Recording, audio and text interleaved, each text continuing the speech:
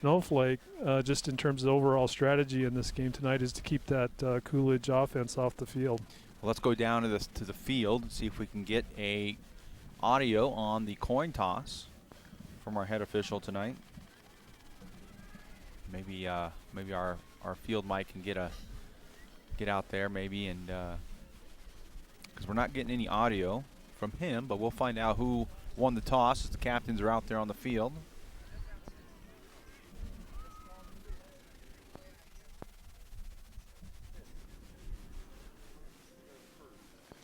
All right, Snowflake has won the toss, and they have elected to defer to the second half.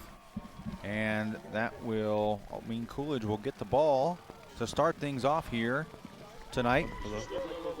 And we are just about 30 seconds away from action, and so the wind, as you mentioned, Pond, a little cool out there, but the wind could become quite a factor as if these teams want to try to throw the ball, the wind could make things difficult. Absolutely. It was really gusty earlier when we showed up to set up. Now that the sun has dropped, or is definitely getting down in the horizon, the wind is still gusting a little, not nearly as strong as it was earlier, but if it continues through the night, that would definitely be an impediment to trying to throw the ball at least a lot. But neither of these teams prefer the pass. They definitely are a run-oriented team, so may not change their game plan too much tonight. And the Snowflake Lobos come out on the field. Their home crowd excited, but not a huge crowd tonight. Perhaps the temperatures keeping some of the faithful home, and perhaps maybe some confidence that the Coolidge Bears will not be much of a contest for these Lobos. We will find out here shortly as the Bears are on the field to return this kickoff. And while we await that, we will go down to our sideline reporter, Brandon Todd. Brandon? Hey, thanks, Mike. Yeah, I had a chance to speak with Coach Tenney before the game, and I asked him about coming into this game, his confidence level. He said, if we could play the same way that we did last week, I don't see any reason why we can't be a 2-touchdown, maybe 3-touchdown lead in this game. He said, I think the cold is going to be a factor for Coolidge, considering that they practice in this every single day. And Coolidge, obviously, being not from the mountain, not very used to the cold. To touch on the point you made about the stands, there may not be a lot of people in the stands, but if you take a look around the stadium, there are cars parked all along the fence line, getting a cheap view to the game tonight. Mike? All right, thanks very much, Brandon. And Brandon will be bringing us more updates throughout tonight's contest. And not only a cheap view, but a warm view, too. Yeah, a warm view as well. Coolidge did have a pretty easy time of it last week against Combs, winning 54-12, and they hope to do that. They got some guys that aren't quite 100%, Coach Denny said, and so if they can get a lead, it will help them heading into next week. We are set for kickoff. Porter Black has it teed up for the Lobos. Deep for the Bears is Charles McCarty. Just awaiting the official word, and there it is. And we are underway. It's an onside kick and fielded by the first man, Thomas Steffen. He is there to cover it up for the Coolidge. So we know Coach Tenney, he likes to go with the onside kick. And that time it turns out in the favor of the Bears. Well, they will take over 1st and 10 at their own 47-yard line. Well, Steffen, number 10 for the Coolidge Bears, the middleman on that front line. And you got to believe that the Coolidge Bears, certainly watching film of the Lobos, were prepared for that. Looked like they had some athletic, low-number guys up on that front line with that opening kickoff. Size on size up front as the Bears send 2 receivers wide to the far side, 1 here to the near side. Handoff is to McCarty. McCarty off the left side, has room, escapes 1 tackle.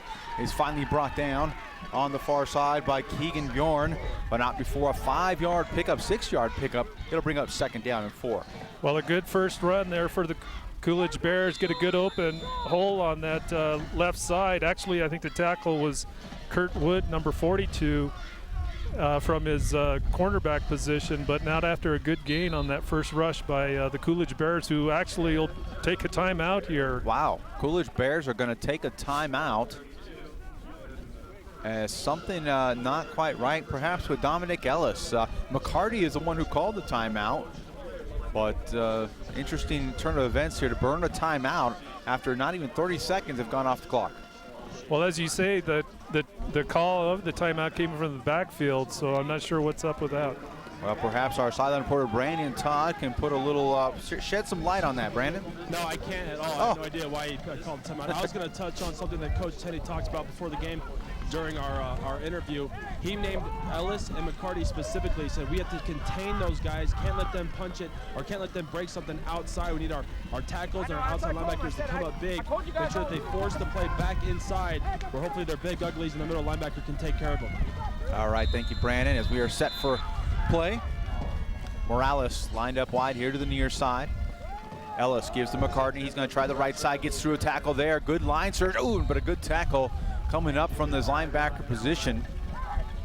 Could have been Lane Penrod. No, or was that's it Bjorn? number 12, Yep. Bjorn that time. Lane Penrod, though, did shoot the gap from his linebacker position and actually was able to get an arm on McCarty in the backfield, but there's no arm tackling those guys.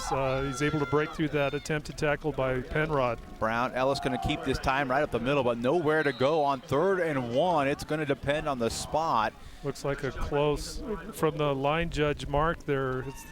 They may have to bring the chains out on this one. It's very close. Playoff game though, no harm in measuring, as they are going to stop the clock right here to bring out the chains. Ellis had a yard to get the nose of the football. Boy, from here, I mean, we're pretty much right over the top of it. It's going to be, I think he's a little bit short. Looks like he might be short. But we will see. As the Lobo defense shoring up there, they gave up some big yards on 1st down, but cut it down the last few plays, and they are short. A foot, about maybe. a foot, 6 inches to a foot short. So Coolidge has their first big decision of the night. They're going to go for it. They are in Lobo territory at the 43-yard line, and they are going to go for it. Well, and this, we talked about the line play as being a key tonight, Mike, and plays like this will show, where the strength comes from. Ellis goes under center. McCartney in the backfield with him, but Ellis is going to keep it. There's a big line surge from his big lineman, and I believe he's got plenty for the 1st down. So a big play on 4th and 1. Plenty of yardage there. McCarty, or I'm sorry, was that McCarty? It was Ellis. Or Ellis? Ellis Yep. with the keeper. Ellis just following his big center. They formed that V going right up the gut of the Lobos defense, and plenty of room to get that 1st down. So the Coolidge Bears huddling, getting things going quickly as Ellis takes snap and looking to throw. Rolling right, has a man short, and it's complete to McCartney. He's at the 30. Ooh, slips down at the 25. Going to give credit on the tackle to number 14, who we do not have. No, 84. Oh, excuse me, These 84. numbers are really hard to Schneider. read. It's gray on blue and tough, but nice pass by Ellis, finding McCarty right behind the linebackers on that right flat. And again, enough for a 1st down, and Coolidge driving well here on their first possession. It is a Lacey Weeks at Supreme Lending 1st down for the Bears at the Lobo 25. Ellis takes a snap. He's going to roll left. Has nowhere to go. He's going to lose yardage. Looks like Flake got into the backfield, and Ellis tried to cut back but slipped. Leg kind of went in a funny direction, and he's getting up slowly. He's limping. Well, we've seen a couple of slips here, Mike, on successive plays, so clearly this cold weather and that grass making it tough for quick cuts by these runners. And we'll see if it affects, how well they're able to get outside tonight. Morales lines up wide right, 2 to the left, going to McCaney, and it's complete. Gets by one tackler, but Bjorn trips him up, but not before McCaney gets back past the original line of scrimmage. And a pickup of about 6 on that play to the Lobo 21. It's going to be 3rd down and 7. And that's Bjorn from his outside linebacker position, as you said, Mike, able to trip him up. Had he not been there to do that shoestring tackle, McCaney would have had a lot of room out on that left flat to make a run for the end zone. Brown and Morales line up wide right. McCaney stays left, but the give is going to be to McCartney, and he tries to go up the middle and is stuffed at the line of scrimmage, but does get forward progress as he doesn't go down right away. Lane Penrod, the first man there, but he is inside the 20. Going to bring up 4th down and 4 from the 19. Well, Lane Penrod again from that inside linebacker position, sees the run, shoots the gap, gets low on McCarty, enough to hold him up from making a lot of forward progress, but bringing up 4th down here for the Bears. And they're going forward again into the red zone. McCaney lines up wide right. Everybody else is in tight. Brown and McCarty in the backfield. Ellis, though, going to roll right, looking to throw. He's going to keep it now, tuck it and run. He's inside the 20, the 15, dives to the 12-yard line, and he has enough for a Mountain Comfort Heating and Cooling first down.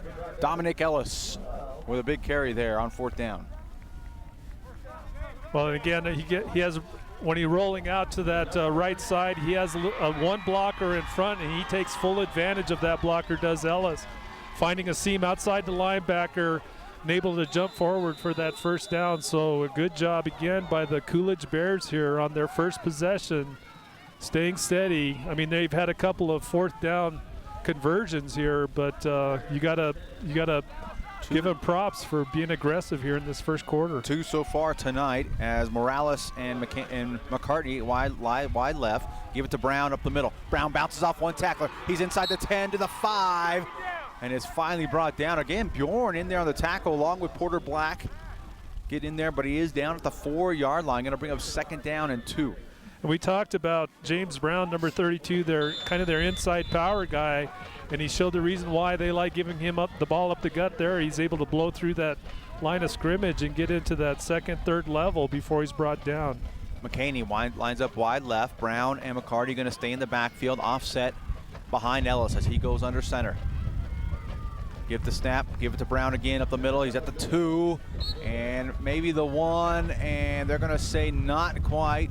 But he does have enough for a Lacey Weeks at Supreme Lending first down for the Bears, as they will have it 1st and goal to go from the 1. And that's all attributable to good line surge by that front for the Coolidge Bears, able to just, that big wave puts them close to the goal line. Brown one more time as he tries to go over the top. Porter Black trying to pull him back from behind, and they're going to say he is down. Forward progress at about the 1-foot line as Brown tried to leap, perhaps not his strength. And the Lobos hold firm here with 6 minutes and 39 seconds to go here in the first quarter. Bears are marching at a short field, and they now have it inside the 1-yard line. Well, on that play, we talked the play before about the line surge from Coolidge, and on that play, it was just a big, steady defensive wall by the Lobos. We'll see what they can, if they can hold him here again. 2 receivers right. Ellis thought about going shotgun, now goes under center. Brown is behind him, and Ellis is going to try to keep it, and I don't think he's got it. No line surge that time for the Bears, but he did fall off the left side. Touchdown. Coolidge Bears strike first, and they put 6 points on the board on the back of Ellis's 1-yard touchdown run. Well, that's got to be a good confidence boost for the Coolidge Bears on their first possession, having to convert, a couple of 4th down possessions in order to punch it finally into the end zone. But nevertheless, an away game against a higher-ranked Sholo club, so this is the Bears are feeling good about their start here tonight. And the point after try is up, and it is good with 6 minutes and 7 seconds here in the first quarter. It's the Coolidge Bears on top 7-0 over the Snowflake Lobos. You're listening to Sholo Ford's presentation of high school football on iTalk 106.7 and on the web at iTalk1067.com. We'll be right back. On time.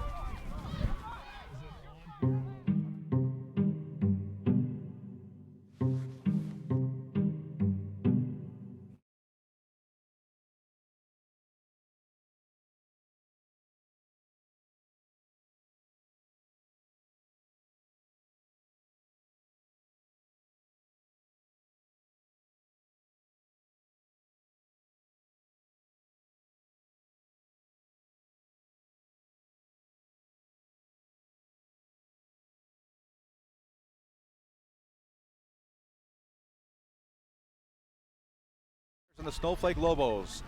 Bears about to kick off. It's a low line drive kick, bouncing around to 20. Fielded there. Coming up the middle at the 30, the 35, still on his feet. He's at the 40.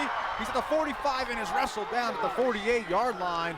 I believe that was McCray for the Snowflake Lobos. He gets them some very good field position. Let's go down to our sideline reporter, Brandon Todd. Brandon? Hey, Mike, I got to tell you, I'm over here on the Coolidge sideline, and these fans came ready to just cheer on their team. They're all bundled up, of course, but they are making a lot of noise over here, and there's a lot of excitement. I got to tell you, these Coolidge Bears came to fight tonight. Absolutely. Thank you, Brandon. They did as they score first here. Lobos, their first possession offense. Give is to Schneider, off right tackle, has a blocker, racing to the outside, he's at the 30, he's at the 20, one blocker, that's Flake out in front of him, and that's touchdown on Snowflake's first play from scrimmage. They go 53 yards, 52 yards for a touchdown to answer the Bears' drive. Well, how many times have we seen that this year, Mike? The pitch out, that quick speed sweep to Schneider, who has probably the best wheels on this Lobo team in terms of flat-out speed. There's just no edge contained whatsoever on that Coolidge side of the field. And Snyder's not even touched running down the sideline, and a good block actually downfield by number 81, Travis Flake, to free him up to the dance into the end zone untouched. Ballard with the point after try. It is good. And just like that, I believe that took all of 23 seconds since Coolidge scored for the Lobos to get on the board and answer 7-7. Well, we're going to keep it here since we just took a commercial break, 15 seconds ago. Wow, the Lobos. We've seen Schneider, though, as you said, he's definitely the fastest man on the Lobos team. We'll see how he matches up speed-wise against these Coolidge Bears, but we don't get a chance to really see much of Snowflake's offense, though, in that first drive. One play, one touchdown. That was really quick. We knew, Mike, coming into tonight's game that Snowflake likes to use their speed, and that means getting outside. And then what surprised me, though, was that, you'd think the Bears watching tape would be able to adjust their defense, and they were just beaten outside that time. Lobos set to kick it off. Porter Black, low line drive kick, fielded by Ellis at the 25. He's going to be patient at the 30, dancing around, knocked around, now goes down at the 32-yard line. So the Bears will start there, 1st and 10, little farther field position-wise. Last time started off at just around midfield. This time a little farther back, but still good field position. Obviously, Coach Tenney, though, doesn't want to kick it to these speedsters for the Bears and allow them ahead of steam. Well, Ellis that time, good defensive coverage on the kickoff by Snowflake to stay in their lanes. A lot of dancing by Ellis, but just not finding any space and ultimately not getting much of a gain on that kickoff. McCaney. Wow. Another timeout by Coolidge. Offensively, there's something going on. Coach Ferguson really upset on the sideline. He's not happy with their execution or their who knows. Well, but did you see McCarty came in motion, but he stopped shy of Ellis as he was coming in motion. He was going to come across the formation, but something timing-wise didn't work out. And well, you could said, see Coach circling his wrist, his hand, like pick it up. So apparently it's a count issue in terms of their execution because of that motion man. But we'll see what they do here. So it will just still be 1st and 10, but Coolidge has now burned their second timeout of the half. 5 minutes and 40 seconds ago. We're all tied up here at 7. McCaney lined up wide right, 2 receivers to the far side. Ellis in the shotgun. Takes a snap, fakes it to Brown, throws to the outside. I believe that's McCartney, and he's knocked down immediately. Out there on the outside, I believe it was Kurt Wood on the tackle for the Lobos. Loss of 2 on the play. Going to bring up 2nd down and 12. Actually, I think that Kurt Wood and Keegan Bjorn are really hard to tell apart in terms of their numbers. They're on the opposite side of the field, numbers 42 and 12 respectively. I got to believe that would have been Keegan Bjorn on that from his outside linebacker position, just punching up quickly to get that tackle. On 2nd down, Ellis going to look to throw. Cuts it up, though. He's going to run it. He's loose. It's across the 35, and cannot shake the tackle of J.R. Fox, who just brought him down, but not before a 6-yard pickup. It'll bring up 3rd down and 6 for the Bears, as they are continuing to go with no huddle. And that's J.R. Fox, a defensive tackle for the Lobos, as you said, Mike, able to catch McCarty as he passes the line of scrimmage. Had he not tripped him up, Ellis would have had a lot of room to maneuver out on that left side. Morales lines up wide here to the near side. 2 receivers, McCaney and McCarty. To the left, Ellis in the shotgun. Gets a block, now looking to throw, and has a man for the 1st down. It's McCaney.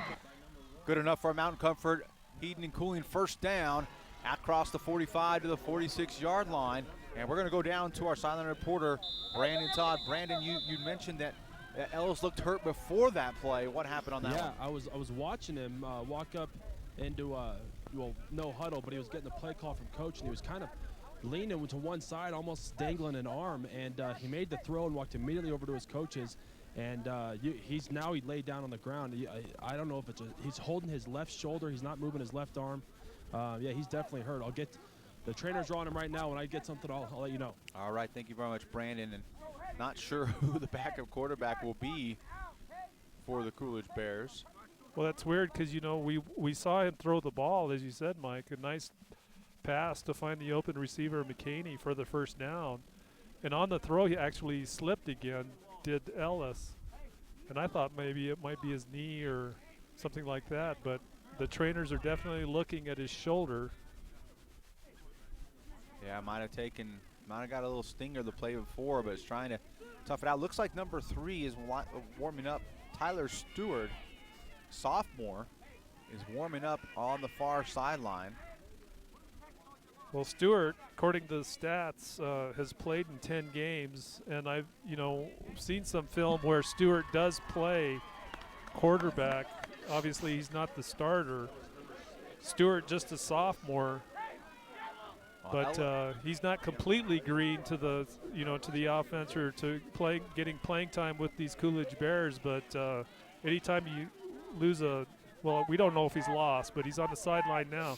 Anytime you lose your starter, Dominic Ellis, as a Coolidge Bear fan, you got to be not feeling really happy about that. Ellis does get up and is on the sideline. I'm sure we'll have an update on exactly the extent of that injury. But as it is, Stewart will come in at quarterback for the Bears. He is flanked to his left by McCarty, excuse me. One receiver left, a slot to the right. Take the snap, give it to McCartney. Tries to get up inside, and he is hammered down. Porter Black got him from behind, and I believe it was big number 74, Jacob Rule, slammed him to the ground as he lost a yard on that play. And as we've said before, Mike, these Lobo linebackers, whether it's Penrod or Black or Keegan Bjorn, they're just having a lot of success of just shooting those gaps early as soon as the running back gets the ball, and they're doing a good job so far of making tackles in the backfield. Stewart will stay in the shotgun. Brown stays back to provide some protection. Stewart going to throw it deep, though, and looking for a couple guys, and it is knocked away. A big jump ball, four people back. 2 on offense, 2 on defense. McCarty and McCaney, the intended receivers. I don't know which one for the Bears. Going to be an incomplete pass, 3rd and 11. As you said, Mike, 2 Coolidge Bear receivers in the same spot, which is odd in itself, but a lot of air under that ball as well. And in some ways, you got to think Coolidge probably a little fortunate they didn't get picked off there. But they had a step on the defenders, but throwing it into the wind really held that ball up. So on a 3rd and long, Stewart takes the snap. He's looking to throw, rolling right, but he cannot get away from Porter Black. No, that is Travis Flake, I believe, with a big sack, a loss of 7 on the play, back to the 36-yard line. Excuse me, that's going to be a loss of 9. It's going to bring up 4th down. The Bears are going to be forced to play. Well, the quarterback did try to scramble, as you said, Mike, coming out to that right side, but Travis Flake showing good foot speed, closing the gap quickly and able to wrap up and get the big sack here, forcing the Coolidge Bears to punt. There's the snap. Punt is away. Stewart is the punter. Nice punt. Spiral takes a Bear bounce at the 35 and fielded there. Knocked out of bounds. Porter Black took it on a hop and was run out of bounds at the 35-yard line. So we'll get a chance to perhaps see a little bit more offense from the Snowflake Lobos here on their 2nd possession of the game. Well, they tied the game 7-7 on their first play. So we've seen a total of 1 offensive play for the Lobos so far tonight. But still, nevertheless, we got a pretty good feeling of what they're going to try to do, especially after their success on that first play, getting outside. Claridge lines up in the shotgun. McCray to his left. No, excuse me, the handoff is to Solomon. Lane. Is it Lane Penrod? No, I think that's number 28, the sophomore. Yep, it is. It is. Zach Solomon, the sophomore running back, who's one of their many weapons. So So gain of 4 on the play, going to bring up 2nd down and 6. Black lines up here to the near side. Flake and Schneider wide right, slot to the right as well. Claridge. Give, Solomon, left side. Ooh, wide ran into a big wall there. Big number 50, Kayla Brown for the Bears. Comes up with a stop, but gives Solomon a yard on that play to the 40-yard line. Going to bring up 3rd down and 5. Well, Caleb Brown, middle linebacker, along with number 5, Thomas Rico, also a middle linebacker. Just the two of them doing an outstanding job of filling that gap quickly and just shutting down any progress by the Lobos on that run. 2 receivers either side. Now McCray comes in motion. Give to him, trying to get off the right side, picks up a block. He's around the corner. He's at the midfield stripe. He's at the 40, and is finally run around at the 39-yard line, but hold it. We have a penalty, and it's probably in the area of holding. And we'll check that. Well, while we wait for that call on the penalty, the Bears able to. So they're going to chop block against the Lobos. That'll send it back, but regardless, the point I was going to make, Mike, is the Lobos able to get outside again, despite the Bears setting an edge that time and pushing the run back in a little. But there's just no linebackers there to clean up and get the tackle, not after McCray gets that big gain, which will be nullified with the penalty here. We had our official's microphone on there for a second. It worked.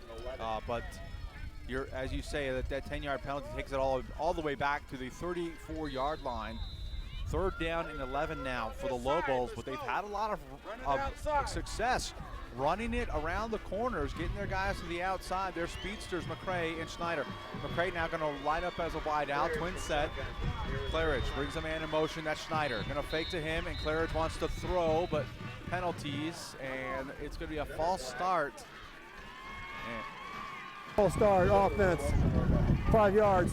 Down. As you hear the call from the official.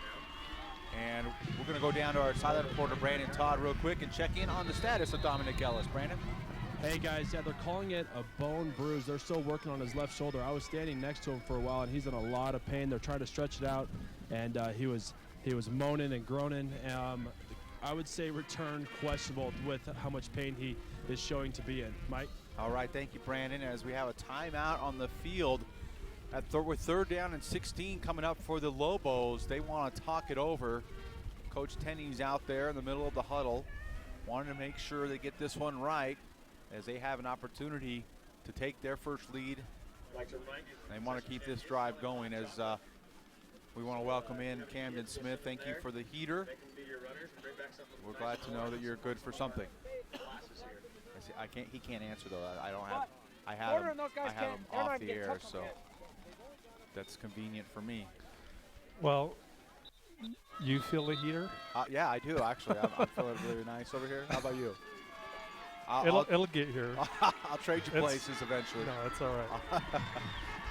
And so we are set for action.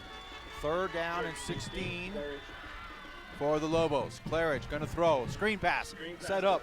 Complete to Penrod. He's got room on the right side. He's at the 40 and is tripped up as he tried mightily to get to the 1st down marker, but he's going to be about 3 yards short. Pick up a 13 on the play. Going to bring up 4th down and 3. Well, as you say, Mike, that screen out on the right side to Lane Penrod, who gathered up a good head of steam rolling straight ahead. Charles McCarty comes up for the Bears and Submarines. Penrod short of the 1st down. So on 4th and about 2, it looks like the Lobos will go for it here. In their own territory, Claridge in the shotgun, takes a snap, giving it to McCray. McCray right side has enough for the 1st down as he gets across the 45. Pick up a 5 on the play. Tackle again by Brown and McCarty for the Bears, but it is a Lacey Weeks at Supreme Lending 1st down for the Snowflake Lobos. And again, Snowflake feeling very confident, Mike, with that front line and their ability to open holes up. We saw them perform very well last week against Combs, and they're continuing again tonight to open up good holes for those Snowflake runners. 2 receivers either side. Now they bring Schneider into motion. Give it to him off the right side. This time Brown turns him back inside, and he's tackled as he just gets back to the line of scrimmage. May even have lost half a yard. That's the same play that the Lobos scored on their first play from scrimmage. Caleb Brown on the tackle. But I believe it was James Brown who turned them back inside. It's going to bring up 2nd down and 10. Well, the Bears that time, Mike, we talked about Snowflake's ability to get outside. They were able to shut that outside run down that time. And that's going to do it here for the first quarter. After 1, our score 7-7. You're listening to Sholo Ford's presentation of high school football on iTalk 106.7 and on the web at iTalk1067.com.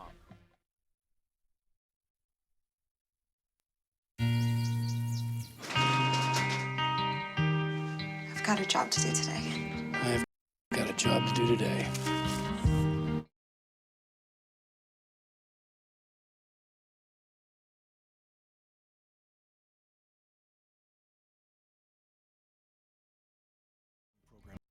Right into your community. Feels good to start fresh, right?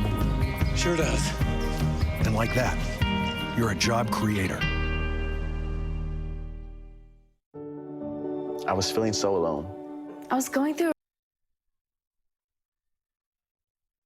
Division 4 state football championships.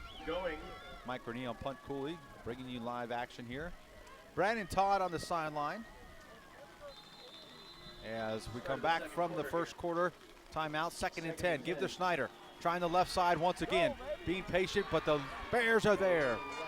They make the stop on the far sideline. Schneider could not get any clear lane, and he is stopped for no gain. It's going to bring up 3rd down and 10.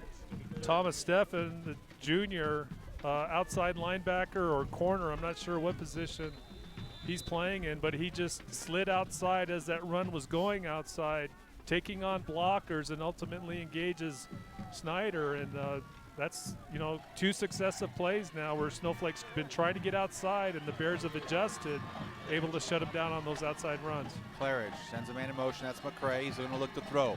Has a man, but cannot connect with Schneider, the intended receiver. On the coverage that time is McCarty, and Brown underneath. And that's going to bring up 4th down and 10 as Sosa putting pressure on Claridge, and Lobos probably going to be forced to punt. Well, 4th and 10 at their 46 are the Lobos, so they do send Porter Black back in formation. And if there is a punt, he is the punter, but we've also seen him run out of this too, Mike, so we'll see what the Lobos do here. McCarty is back deep for the Bears, and the punt is away.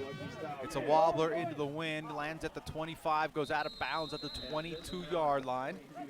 And the Bears will take over there, 1st and 10, so the Bears do their job defensively. We know Ellis probably won't be in for this series. It will be Tyler Stewart continuing to play quarterback. And the Bears will have their 3rd possession of the night. Well, not to overplay it, Mike, but this Snowflake offense, with the weapons they have and the line play they've been getting lately, no small feat by the Coolidge Bears to hold them on that drive here. But the key for the Bears is to put, of course, use these drives of their own to put points on the board. So we'll see what they can do here. Stewart in the shotgun, going to give it to McCarty. McCarty changes directions, goes to the right side, but he is dropped at the line of scrimmage. Looked like it was Flake on the tackle. They're going to give him 1 yard forward progress. Going to bring up 2nd down and 9. Well, McCarty, a very active and quick back, as we talked about, but credit Flake for a good open field tackle that time for the Lobos to hold him to really no gain on that run. The problem is McCarty is just 5'9", 155 pounds. Travis Flake, 6'4", 190. Got some reach and pounds on him. Stewart was going to stay in the shotgun. McCarty flanked to his right. Take the snap, fake it to McCarty, looking to throw. Quick pass, complete. Over the middle to Trenton Davis. And he has a 7-yard pickup. Black on the tackle for the Lobos. It's going to bring up 3rd down and 1. So, an 8-yard pickup on that pass play. Well, the Bears, I'm sorry, Mike, the Bears starting in a kind of a bunch right formation there, crowding with 3 backs on that right side, and all they do is just throw a quick pass to the receiver, Trenton Davis, who was able to slip right past the linebacker for that big gain. Morales and Davis, Davis come out wide here to the near sideline as motion. I believe McCarty started into his motion a little early, or the center was a little late. The snap, false start offense. 5-yard penalty remains. Third down. As that is our head official, our white hat tonight, giving you the play, giving you the exact calls and the explanations. So it's going to bring up 3rd down and 6 as the Bears lose 5 on that penalty. This time they show their first trip set. McCaney, Morales, and McCarty all here to the near side. Stephen takes the snap, looking to throw, but he is forced out of the pocket, and he is finally brought down by a host of defenders. Lane Penrod and Bjorn in there on the tackle. As we have a hurt Travis Flake. He was the first man there, but couldn't bring Stewart down. And Stewart is slow to get up. But a big loss on the play. Flake's rubbing his wrist, but he's staying on the field, so apparently nothing serious. But as you say, Mike, Stewart, the quarterback, is also the punter, and he's in formation right now, and you can tell he's not feeling 100%. Well, it's 4th and 17 now for the Bears. The Lobos do a big job as Stewart's punt is not a good one. It's takes a Bear bounce though, almost gets it to midfield. It'll be out of bounds at the Bear 47-yard line, so the Lobos will have excellent field position. 1st and 10 from there. Well, you know, we saw Ellis, their starting quarterback, the Bears' starting quarterback, Dominic Ellis, go out earlier with that hurt shoulder. And now their backup quarterback, Stewart, staying in the game, but you can tell from that last hit he took on that sack, isn't feeling very good. So well, and he's got to play some defense. So Claridge in the shotgun. Schneider fake to him on the motion. Claridge is going to keep off left tackle. He's free at the 40. Oh, and just brought down. Ball's loose. It looked like Brown made the tackle and caused the fumble. We'll see. Yeah. Line judge is saying he was down. They're gonna say he was down at the 35-yard line. So what would have been a fumble turns into a 12-yard pickup and a Mountain Comfort Heating and Cooling first down. Well, the ball clearly came out as a result of one of the defenders trying to strip it. But according to the line judge, he had also either fell down or his knees hit before that fumble occurred. So Snowflake will keep it. Claridge going to stay in the shotgun. McCray goes in motion, pitch to him on the left side, picks up a block, still on his feet at the 30, free at the 30, 25. He changes directions, it's at the 20, and finally tripped up there. And that ball is loose. As James Brown made the tackle, but McCray put it on the turf. Lane Penrod in there, but they're going to say he was down at the 22-yard line. Another first down. This one at Lacey Weeks at Supreme Lending. First down. Well, a great piece of running by McCray that time. Trevor McKay, number 32, changing directions, but in the process fighting through a whole bunch of tackles. Just aggressive running by the senior leader for the Lobos. And we have an official's timeout, an injured player coming off under his own power, Jonathan Rincon.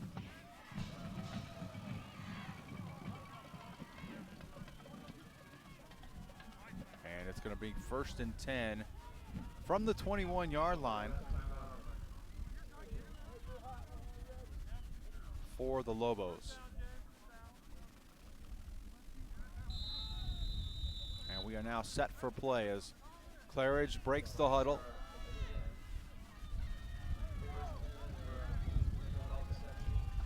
So Claridge is going to stay into the shotgun. McCray flank to his left, now goes in motion. Fake to him, but it's a direct snap to Solomon, and Solomon's tripped up, but he does get to the 10-yard line. Tackle on the play made by James Brown. 6-yard pickup, going to be 2nd down and 4.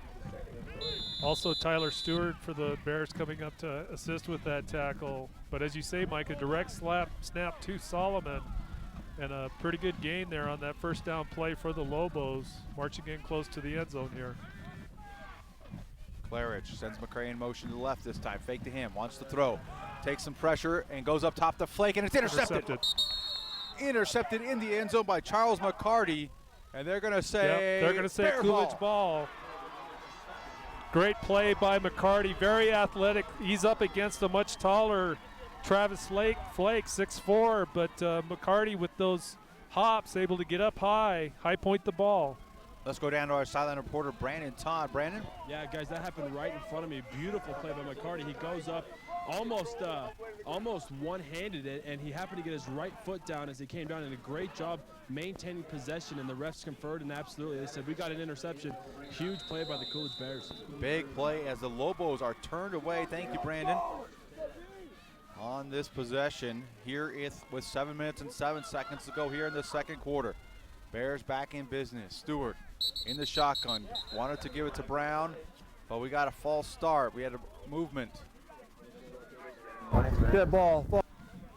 Offense. So that's going to back them up 5 yards. And going to bring up a first down and 15. They don't have the box right. Now they do. So the Bears have not been able to put together much in offense after their first drive where they put up 7 points. And they've been going backwards here in the second quarter. Stewart going to try again from his shotgun. One receiver here wide left, 2 to the right. Stewart takes the high snap, gives it to McCarty. McCarty almost slips and breaks free, but he is tackled back to the original line of scrimmage. Pick up of 5 on the play. Going to bring up second down and 9. They're going to give him 6 to the 21. Number 82, Luke Cron from his safety position, having to come up to the middle of the field there to make the tackle on McCarty. And if you notice, Mike, the Lobos are moving their defensive tackles out, basically daring the Bears, I think, to try to run up the middle. Clearly, the Lobos just wanting to shut off those outside runs by Coolidge here.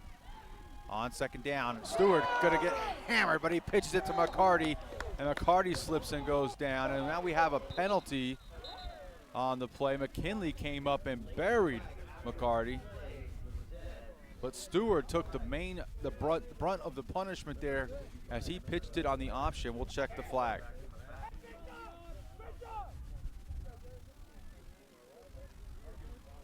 I want to thank those of you who are listening online at italk1067.com.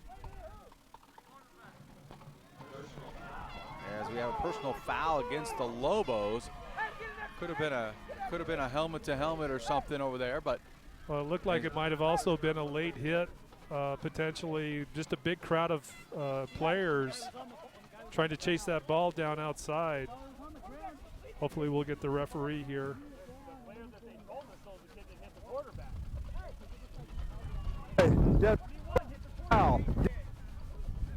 Well, just having some instrument problems there, but the penalty will take the ball to the 30-yard line, and it's going to be a second down and 1.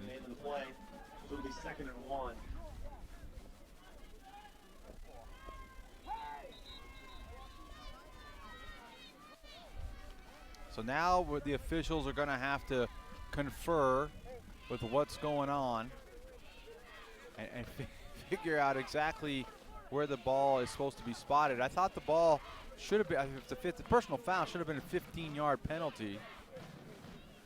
That was they only marked off 10, didn't they? As far as I could tell, they did mark off 10, but they're still standing. Now they're going to set the ball. Oh, automatic first down. First down. Okay. So we're at the 30 of Coolidge. All right, so it is a Mountain Comfort Heating and Cooling first down for the Bears. The Bears going to send McCaney and Morales here wide to the near side. McCarty in the slot. Stewart in the shotgun. Takes a snap, give to Brown. Brown's trying the right side, has some room. Tries to cut back up inside, but nothing doing there. Pickup of about 3 to the 33. Going to bring up second down and 7. We got 65 Wyatt McKinley and Alex Solomon, number 72, and on the stop along with Lane Penrod. But not after about a gain of 3 or so yards by Brown by the Bears. So the Bears send 2 receivers near side. As Stewart stays in that shotgun, takes a snap, gives it to McCarty, excuse me. And he's got nothing doing as he loses half a yard. Got back to the line of scrimmage, tried to get cut back and change directions, but could not do so. And not sure the host of tacklers on that one, as the Snowflake Lobo defensive line really starting to stiffen.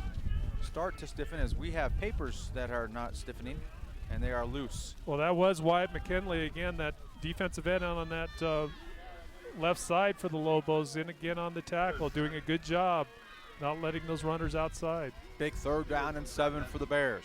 Here comes the blitz as Stewart bobbles the snap. Races away, looking to throw, has the wind, and Morales goes up, and he could not come up with it. Schneider on the coverage for the Lobos. I don't think Morales saw it in time, as Stewart put that ball on the money, but Morales could not come up with it. Well, as you say, Mike, that pass was perfectly placed. Morales on the leap looked like he would bring it down, because the defender, Drew Snyder, had his back turned to the pass, but just not able to connect that time. So the Coolidge Bears will be forced to punt again. Stewart going to stay in and do the punting duties. Takes a snap.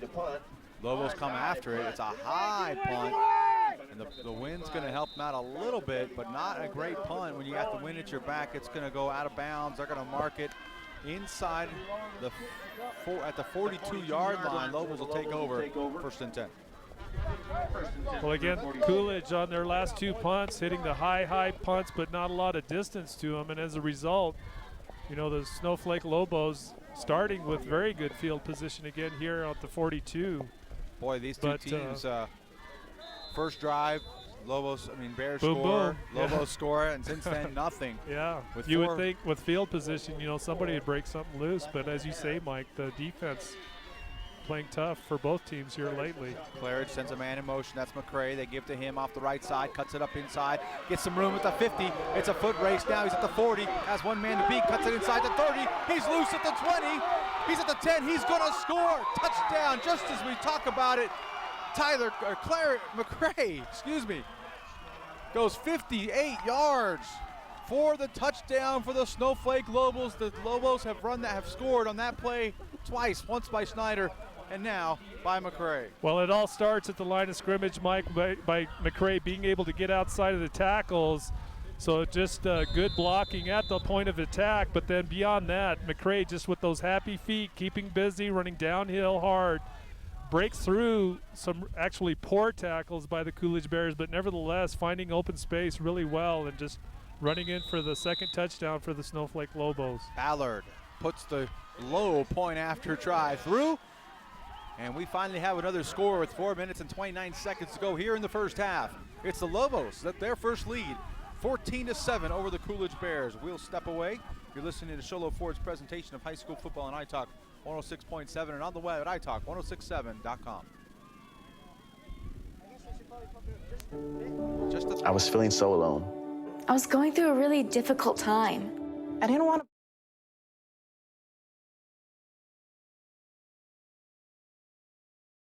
For help. I asked my teacher. I asked my dad.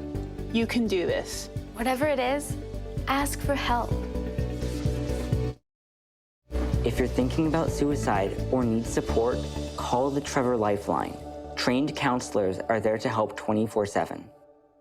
Dad, have you ever smoked marijuana? Why do you ask?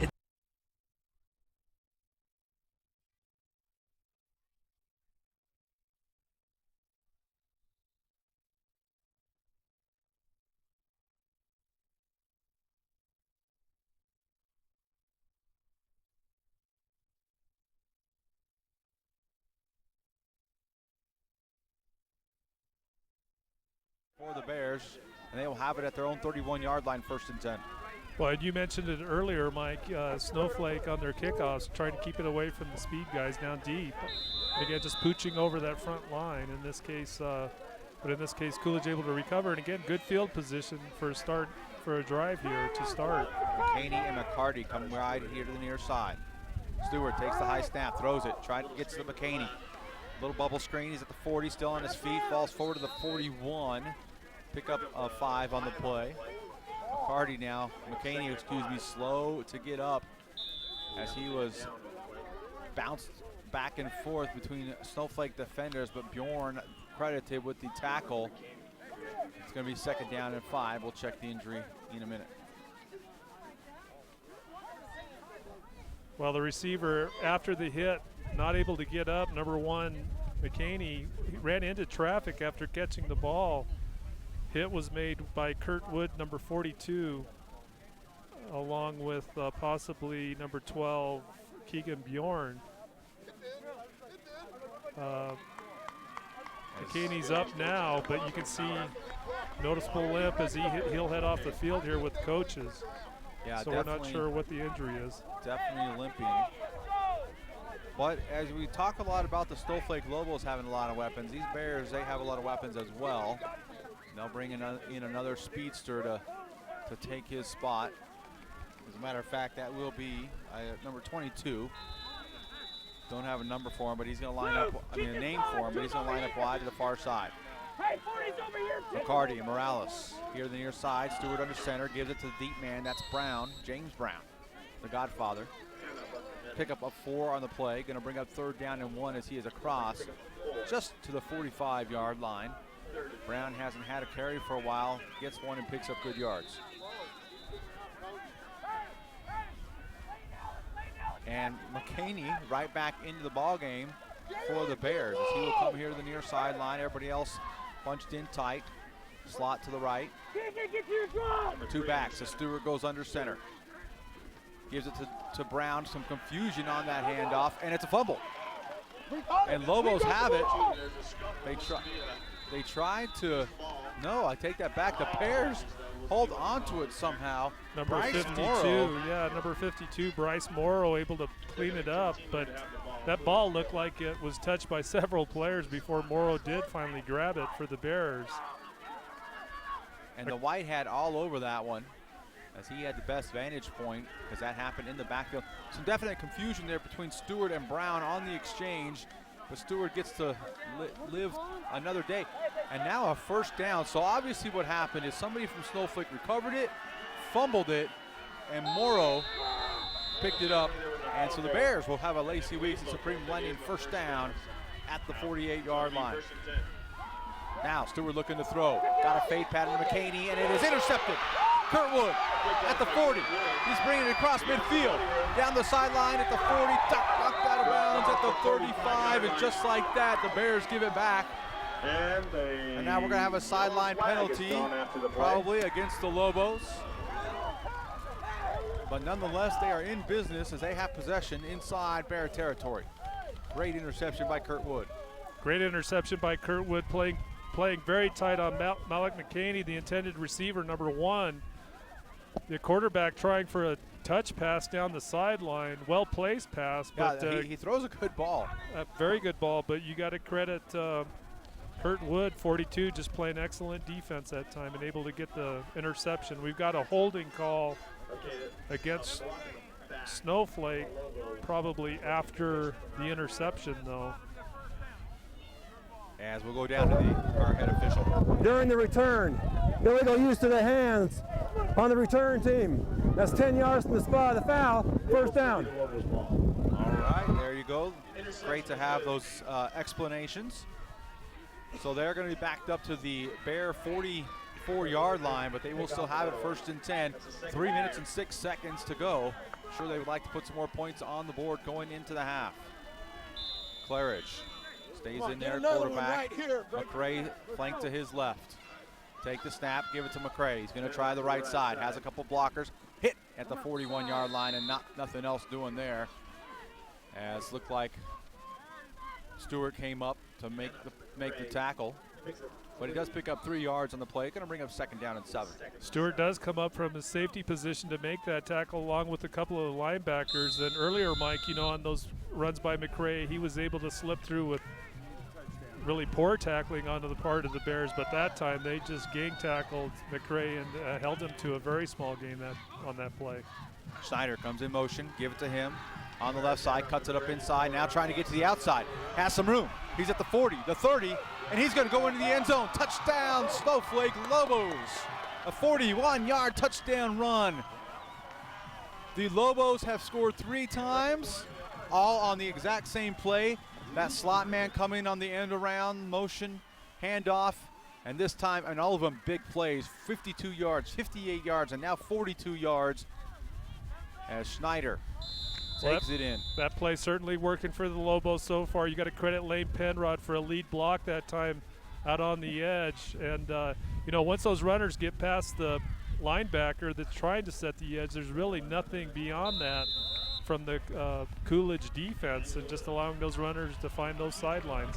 Ballard punches the point after try through, and the Lobos take a commanding lead here in the second with 2 minutes and 21 seconds to go. They are on top, 21-7. And we will step away. You're listening to Sholo Ford's presentation of high school football on iTalk 106.7 and on the web at iTalk1067.com.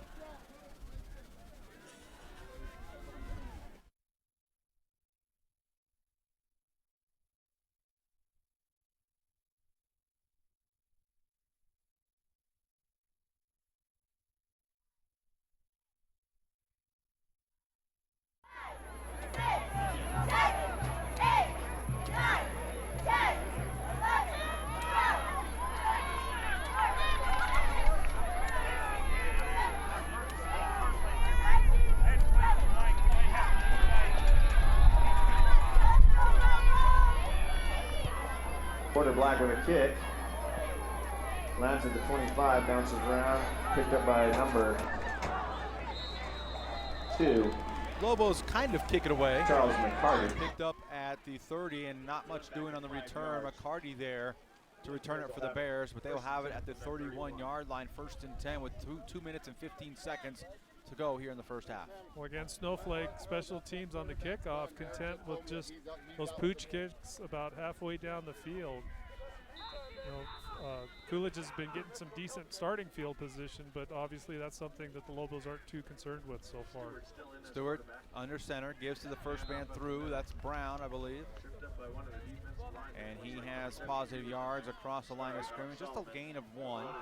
2nd down and 9 coming up for the Bears. Garrison Touchstone, defensive tackle, along with Flake from his outside end linebacker position in on the tackle that time for the Lobos. McCaney going to come out here as a single wide out here to the near side. McCarty and Morales wide right. Stewart now going to go to the shotgun. Brown flanks his right, takes the snap. Going to give to Brown up the middle. Nothing doing as once again Solomon there on the tackle for the Lobos. Along with Wyatt McKinley. 1 yard pickup. 3rd down and 8. Clock continues to run. 1 minute 35. Clock should continue to run. Nope. The Lobos call a timeout. They want to preserve some possessions here. I believe they have one more. And they're going to try to get this ball back with some time to put some points on the board. Well, we've talked, you know, we've mentioned these names quite a bit tonight, Mike, so far. McKinley, those guys up front just doing an outstanding job for the Lobos. Clearly not on every play, but when you have a good stiff run defense up front on the line of scrimmage like the Lobos have been able to produce so far tonight, that makes it really tough on a team like Coolidge, who really relies a lot on that running game. So after the timeout, Bears 3rd and long at their own 33-yard line. Lobos going to try to get it back with some time to put some more points on the board. Stewart in the shotgun. 2 receivers to the right, now brings McCarty in motion, and again, we saw this happen again. They bring McCarty in motion. He stands in. He just does the running in motion, almost the running man, and they can't get the ball snapped. So the Bears will have to call timeout. We'll take one with them. You're listening to Sholo Ford's presentation of high school football on iTalk 106.7 and on the web at iTalk1067.com. Just a 30, just a 30. Mom! It's an emergency. What do you do? When in doubt, don't hesitate. Romeo? Just make the call. 911 will help you with the rest. Seconds count, so dial it out. 911. Not sure what to do? It's okay. All you need to do is call. 911 will help determine what to do next. Remember, when in doubt, dial it out. I'm one unlucky guy. Quarterfinal action here between the Lobos and the Bears. The Lobos lead 21-7. Let's go down to our sideline reporter, Brandon Todd. Brandon. Thanks, Mike. You know, part of the problem I think might be on the Coolidge sidelines is that the way they call in their plays, the coach is literally yelling the numbers out to the team, and then they look at the wristbands. So I'm wondering if on that certain play, if they're not having some issues hearing the coach and exactly what the play is supposed to be. As Stewart goes deep. Goes from McCarty, and it's caught. McCarty has it at the 40-yard line of the Lobos, in between 4 defenders. Boy, I tell you what, McCarty has made 2 great catches on the night. The first one for an interception, that one for a big mountain comfort and heating and cooling first down. Heck of a catch, as you say, Mike, by McCarty. And 4 of the better defenders of the Lobos. You got Black, Penrod, Wood, McCray, Wood, sorry. But still, all 3 of those guys were really tight on the receiver, so just an exceptional catch that time by the Bears. Slot right, 2 receivers left. Stewart fumbles the ball, but picks it up and throws it complete to McCaney. He's at the 35, the 30, being chased from behind by Wood, and is tackled by Luke Cron, who saves a touchdown for the Lobos, but it is enough for a Lacey Weeks at Supreme Lending first down for the Bears as they continue to march here late in the second quarter. Well, again, Tyler Stewart, the quarterback, number 3, just a sophomore. You got to credit him. Mike, it looked like that was going to be disaster, but he maintained his composure, just shot that ball out quickly for a big gain. Morales wide right. Stewart takes the snap, looking to throw again, going to the corner, has a man, it's McCaney. Oh, and he tips it to himself. Cron on the coverage as they tip the ball, and McCaney almost came up with it, but it falls incomplete. Going to bring up second down and 10 with 43 seconds to go here in the half. Well, Kurt Wood on the coverage on McCaney that time, and Kurt Wood had his eyes on the ball, thinking, I think, that he could intercept it again, but you got to credit McCaney cutting in underneath. Was it Wood? Yes, or I'm sorry. Or was it Cron? was. I can't tell Wood. the numbers. Yeah, the numbers are not good for us. Anyway, you got to credit McCaney for not only preventing the interception, but actually having a crack at catching that pass. Well, McCaney will be down here to the near sideline. Wood on him. 2 receivers to the right. That's McCarty and Morales. Stewart's going to stay in the shotgun. Takes the snap. Looks to throw over the middle. It's complete to Morales, and he's hammered down. You could hear it up here. Looked like that was Bjorn on the tackle, but he does pick up 4 yards. I think it was Luke Cron from his safety position coming up. You know, that's a killer route for any receiver cutting in underneath a safety. Third and 6. Credit for him holding on. 18 seconds to go. 3rd and 6. Stewart goes under center. Gets everybody set. Takes the snap. Looking to throw. It's a one-man pattern. It's McCaney in the corner, and it's knocked down. Kurt Wood on the coverage as they go one-on-one, and McCaney does a good job, and Wood both, as he does not take a hand up. 6 seconds to go. Clock stops on the incomplete pass. It's 4th down and 6, but I'm sure the Bears are going to take another shot at the end zone. Well, if you haven't figured it out yet, McCaney, the favorite receiver when it comes to those deep routes, again, based on his athleticism and speed, but credit Kurt Wood. He was playing perfect defense that time and almost came up actually with another interception in the end zone. They're checking the wristbands are the Bears. Stewart, 2 receivers left, 1 to the right. Morales is that wide man. Stewart going to throw again to Morales, and it is overthrown. Morales was coming on the deep slant route, and it falls incomplete as penalties fly as we have a little scuffle in the middle of the field. They'll have to sort this out. The half cannot end on a of course, there's 2 seconds left. So it can't end anyway. But we will sort out the penalty as the pass falls incomplete. It will be Lobo ball as the penalty has happened after McKinley, one of the Lobos in there. Along with 3 flags. Well, on the Coolidge side, number 40, Jonathan Rincon, his coach calls him to the sideline, and he's in his ear right now. So we'll have to wait and see. After the play, personal foul on the offense. That's 15 yards. First down. So that's going to go against the Bears, and with 2 seconds, that's going to give the Lobos perhaps a chance to take a shot. See what they can do. They got a lot of speed guys. They got Porter Black. They got Drew Schneider that can throw it to Travis Flake. And we'll see what happens here as the ball gets marked off, or will get marked off. Well, we had a 7-7 game, Mike, through most of, well, obviously through the first quarter and most of the second, and Snowflake able to bust loose with a couple of big touchdown runs. And if you're a Coolidge Bear fan, that's the last thing you want to be giving up again here right as we head in. Who knows what Snowflake will do with less than a couple of seconds left. But in the event they do try to run, Coolidge cannot afford to let them break outside. So 1st and 10 at the 33-yard line. Just 2 seconds to go in the half. Lobos on top, 21-7. Claridge is in the shotgun. Send a man in motion. That's McCray. They're going to give it to him on the right side. There's the horn, but it doesn't matter. McCray is loose. He's at the 50, almost to the 50, as Stewart came up and let him have it. As we have another penalty flag. Pretty soon guys are going to start to get kicked out of here. As number 10, I believe, is going to be whistled, Thomas Steffen. So hold on, the half, here's where I get to say it. The half cannot end on a defensive penalty. The Lobos might get one more play. Penalty. We may have one more play. After the play, dead ball personal foul on the defense. That'll carry over to the second half. Whoa, what? Maybe that's a high school rule that I don't know about. We couldn't hear it, but apparently it's going to be. So that will carry over to the second half on the kickoff. So at half, our score, 21-7. The Lobos on top of the Coolidge Bears. And we're going to try to get an interview with Coach Ron Tenney and get him on camera.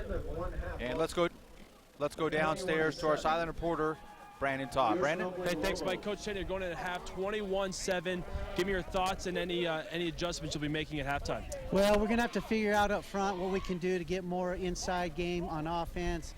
The only time we've been stifled really is because of penalties and turnovers. So I feel like offensively coming out of the half, if we can go down and score, we can kind of put it away early.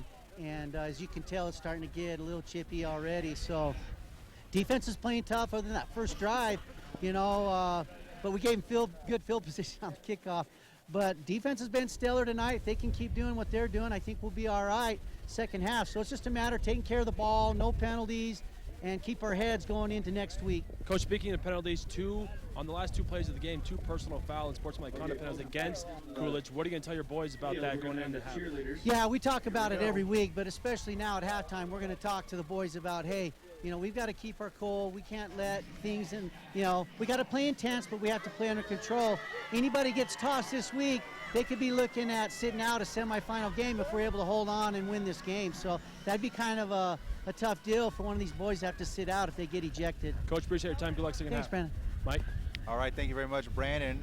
So that will do it here for the first half. The Lobos on top 21-7 over the Coolidge Bears in the quarterfinals of the state football championships. We'll step away. Coming up, the halftime show right here on iTalk 106.7 and on the web at iTalk1067.com. My friend Alex was diagnosed with cancer. We put on a concert with tons of other kids so they could help raise money and lift his spirits. It's a very good feeling to volunteer. Kids can really make a difference. Helping other people in my community. To do something bigger than myself. Start at a young age and keep promoting the spirit of volunteerism as you go throughout your life. Young students make a big difference when they volunteer. Encourage them to learn more about the Prudential Spirit of Community Awards. Visit spirit.prudential.com. And there's the kick. It's a low line drive kick. He's up across the 20. He's got the 25 hammered down at the 30. Are you a sports fan and business owner? You don't want to pass this up. White Mountain Youth Productions brings you local high school sports produced by high school students. Gonna go deep, and it's caught. Unbelievable. Your tax-deductible sponsorship keeps us up and running and gets you noticed. He'll gallop into the end zone. Call 928-532-4160. And that is a touchdown for Sholo.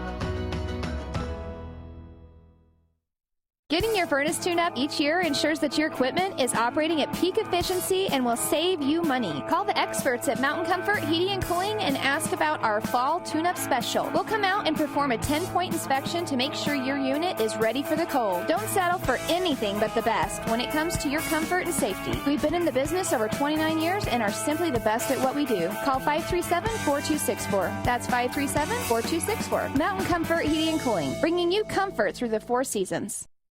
Remodeling your home? To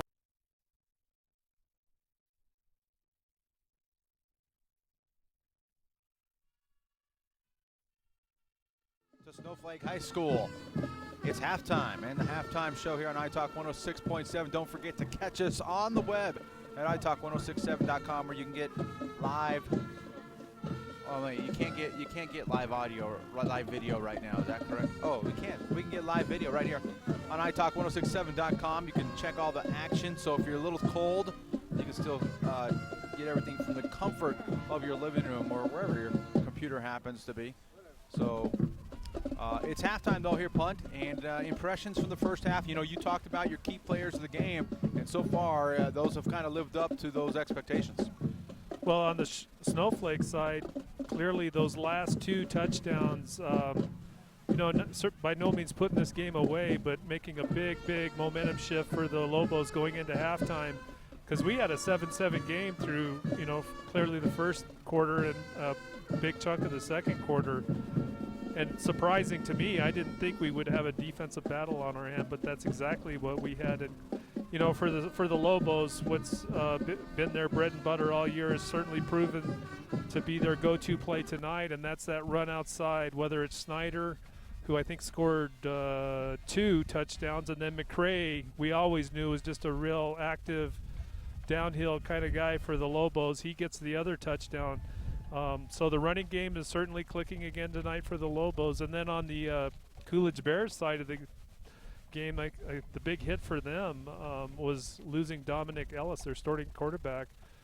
Not only you know, a passing quarterback, but one of their big running backs for the Bears, along with McCarty. So that's a big loss for the Bears and has limited their ability to move the ball much in that first half. So we'll just have to wait and see. I'll be curious to see if Ellis will stay out in the second half, and if so, it might be reasonable to expect a little bit more passing from the Coolidge Bears, because they did have success with that, did the Bears, especially in that second quarter. Well, all of that very true, Punt, and want to give a shout out to those listening online.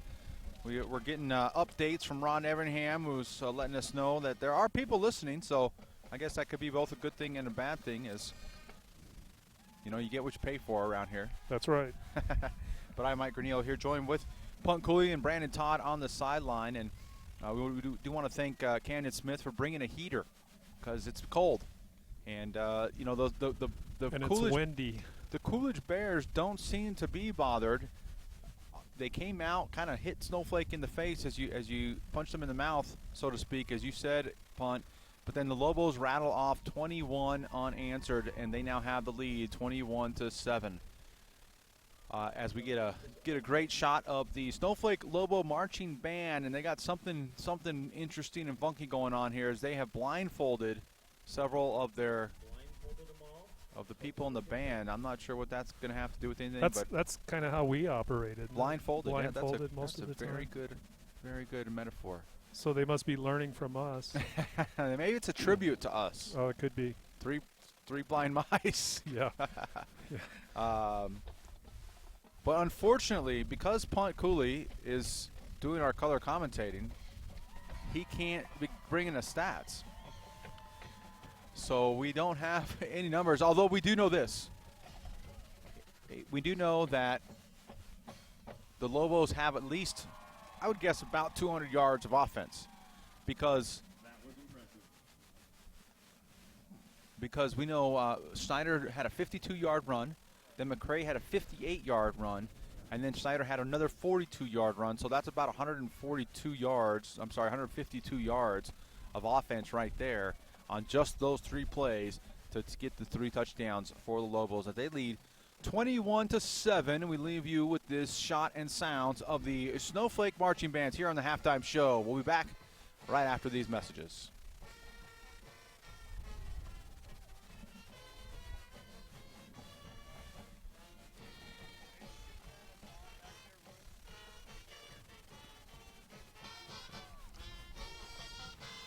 Uh, 2.5 minutes.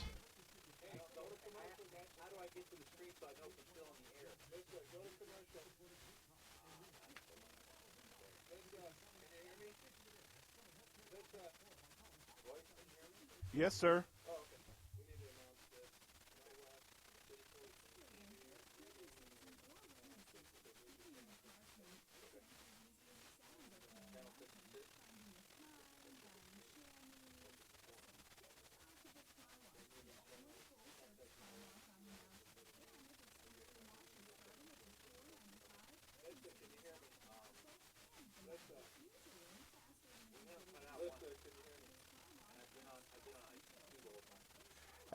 Actually, you did for just a split second. You were out for about maybe 10 seconds. That was early in the game.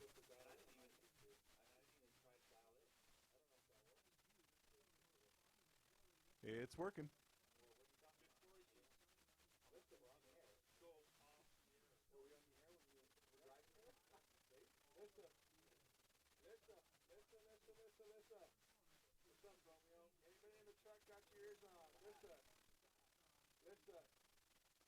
One minute.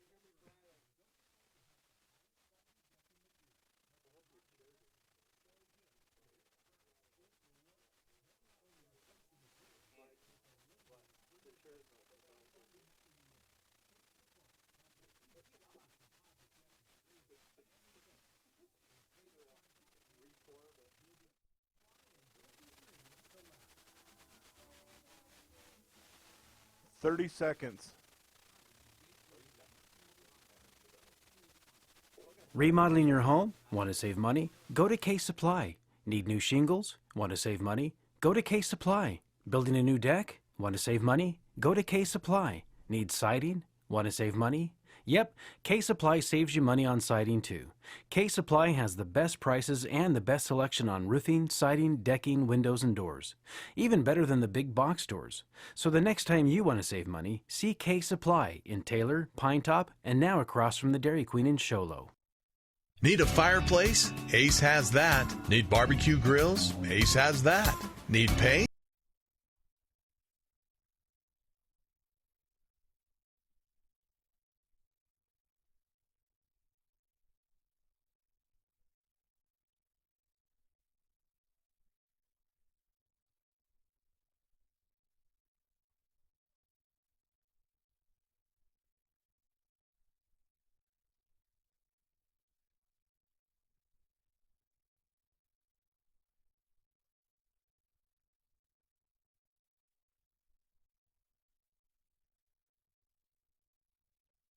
Having a contest to pick the name for the new station. This is the cable channel. This is the city channel. Used to be City Channel 4. Is now going to be on channel 56, and they are changing names and having a contest. You can win $250 if your idea is picked for the name of the new station. You putting in for that one, Punt? Oh, yeah, how do we do that? We You contact Mel West. You have to get hold of Mel West at City 4. City 4, the old City 4. Yeah. So, yeah, I'll have to think about that. But see, it'll take me like 3 months to figure something out, and by then they'll already have a name. Well, we have just a few minutes left here in the halftime. When we come back, we're going to take a look at halftime adjustments with Punt Cooley. The Coolidge Bears definitely got to get some things figured out on the offensive side. See if their starting quarterback, Dominic Ellis, will come back into the ballgame. That may help them. But we'll have those adjustments for you here on the halftime show on iTalk 106.7 and on the web at iTalk1067.com. We'll be back right after this. Need a fireplace? Need a fireplace? Ace has that. Need barbecue grills? Ace has that.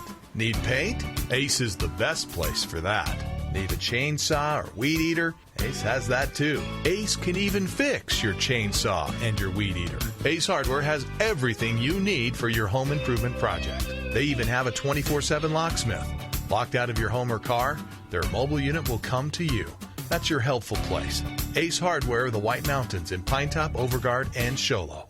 This is my town. Show Low is football and party town, especially when you show up at Show Low Ford's Great American Tailgate event. Even if you just got your license, show up for the lowest price and longest warranty. Brand new Fords, all with our lifetime engine warranty. Not 3 years or 6, not 10 years or 100,000 miles. No way. Our warranty is forever. Come into Show Low Ford this week. Take delivery of a new Ford or pre-owned vehicle. New 2014 Ford F-150 Super Cruise, just $30,495. New 2014 Ford Focus SE, just $19,995. Or new 2014 Ford Fiestas, $13,995. Plus, every new Show Low Ford truck comes ready to tailgate with a Yeti cooler. Show Low Ford's Great American Tailgate event. It's party time at the east end of the Deuce. Oh, this is my town.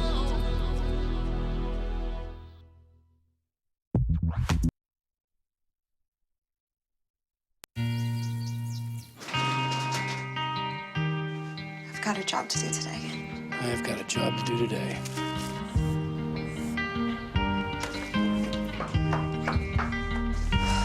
Have a good first day at work, Mom. Your donations to Goodwill fund job training programs right into your community. Feels good to start fresh, right? Sure does. And like that, you're a job creator. I was feeling so alone. I was going through a really difficult time. I didn't want to bother anyone. I didn't think they'd understand. It was tough at first, but I did it. I'm glad I asked for help. I asked my teacher. I asked my dad. You can do this. Whatever it is, ask for help. If you're thinking about suicide or need support, call the Trevor Lifeline. Trained counselors are there to help 24/7.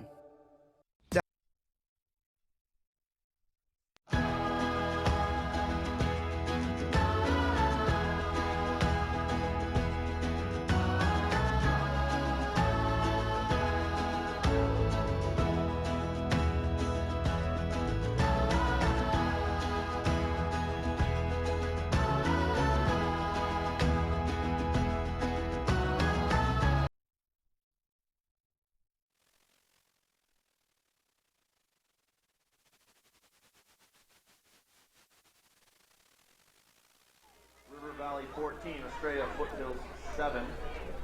And we have Safford 6 and Saurita 21.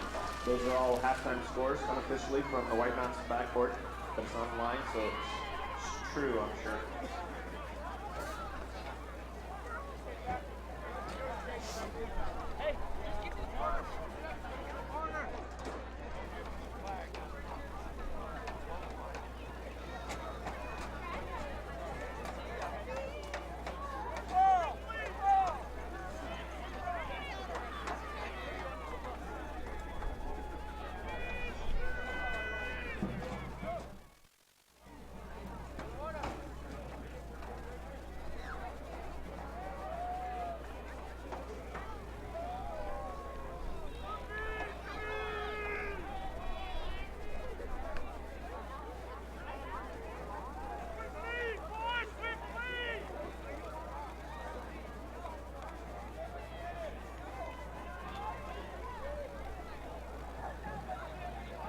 Offensively and defensively, down 2 touchdowns now, and this is make or break. You know, there's no tomorrow for the Coolidge Bears if they end up losing this thing. And as far as Snowflake goes, I think if they just, Coach Tenney said it perfectly, I thought at halftime, they really just need to focus on executing as they have offensively, burn the clock down. You know, they've been using the run game. There's no reason for them to go away from that.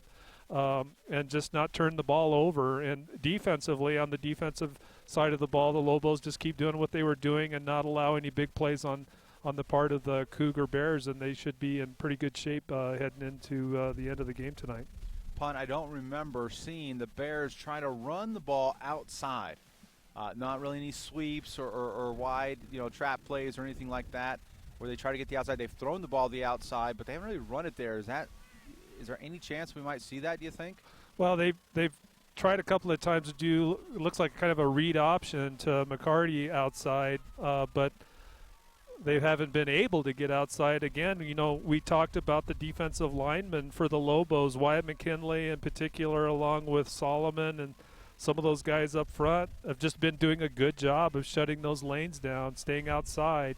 The other thing that I noticed in the second quarter is that Snowflake has been moving their defensive tackles out further towards the edge, towards the ends, basically daring the Coolidge Bears to run up the middle. And I think, you know, they're basically just setting themselves up defensively just to not allow the Bears to get outside, recognizing the speed they have in McCarty and Ellis if he returns, certainly, and some of those other backs on the Coolidge side of the ball.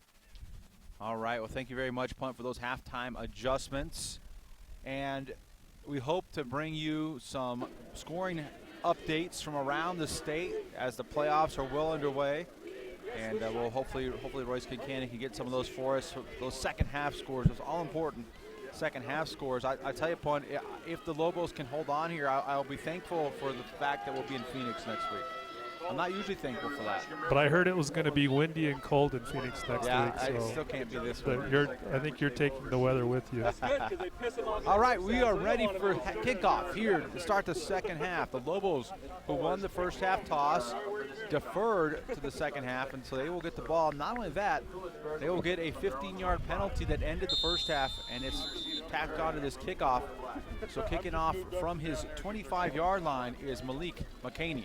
And he's got a high end-over-end kick using that wind. Fielded at the 20, bobbled there. And McCray, now they're going to do the little fumblerooski.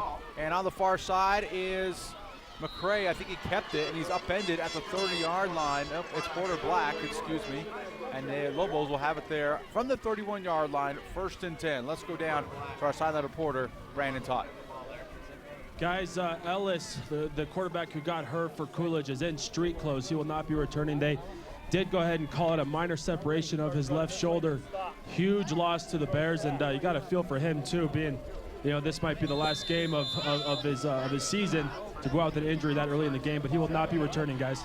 All right, thank you very much, Brandon. As Claridge takes the handoff, giving it to McCray. He's around the right side, across the 41-man to beat. He's knocked out of bounds by McCarty for the Bears, but not before he has enough for a Mountain Comfort Heating and Cooling first down to the Lobo 45-yard line. Well, and close to a 15-yard run on that first touch by McCarty. And again, you know, they're beating Coolidge Bears outside, just no linebacker support on the outside edge. And whenever you have safeties coming over to make those tackles, you know, you're doing it with big chunks of ground being eaten up by these Lobo backs. Everybody in tight, double slot set. Bring Schneider in motion, fake to him, give it to the deep man. That's that's Solomon. As he spins right at midfield, falls forward for an extra yard. Pick up a 5 on the play to the Bears' 49-yard line. Caleb Brown, the middle linebacker, along with number 10, Thomas Steffen, in on the tackle for the Coolidge Bears on that counter play. Once again, the Lobos break the huddle with 2 slots. Schneider, the man in motion, coming out of his slot at the fake. Claridge is going to keep it off left tackle, and he falls forward across the 45, close to a first down, but it's going to be about a yard short. It's going to bring up 3rd down and 2 yards short. Clock continues to run just under 11 minutes here in the third quarter. 21-7, our score. Lobos on top of the Bears. Hello. And again, Caleb Brown, number 50, the middle linebacker for Coolidge. Good-sized kid, a senior, 6'2", 205, just shooting the inside gap that time. Claridge takes a snap. Now they go with the counter. Faked it to McCray, and it's Snyder, and he's loose at the 30. He's at the 20, 10, touchdown.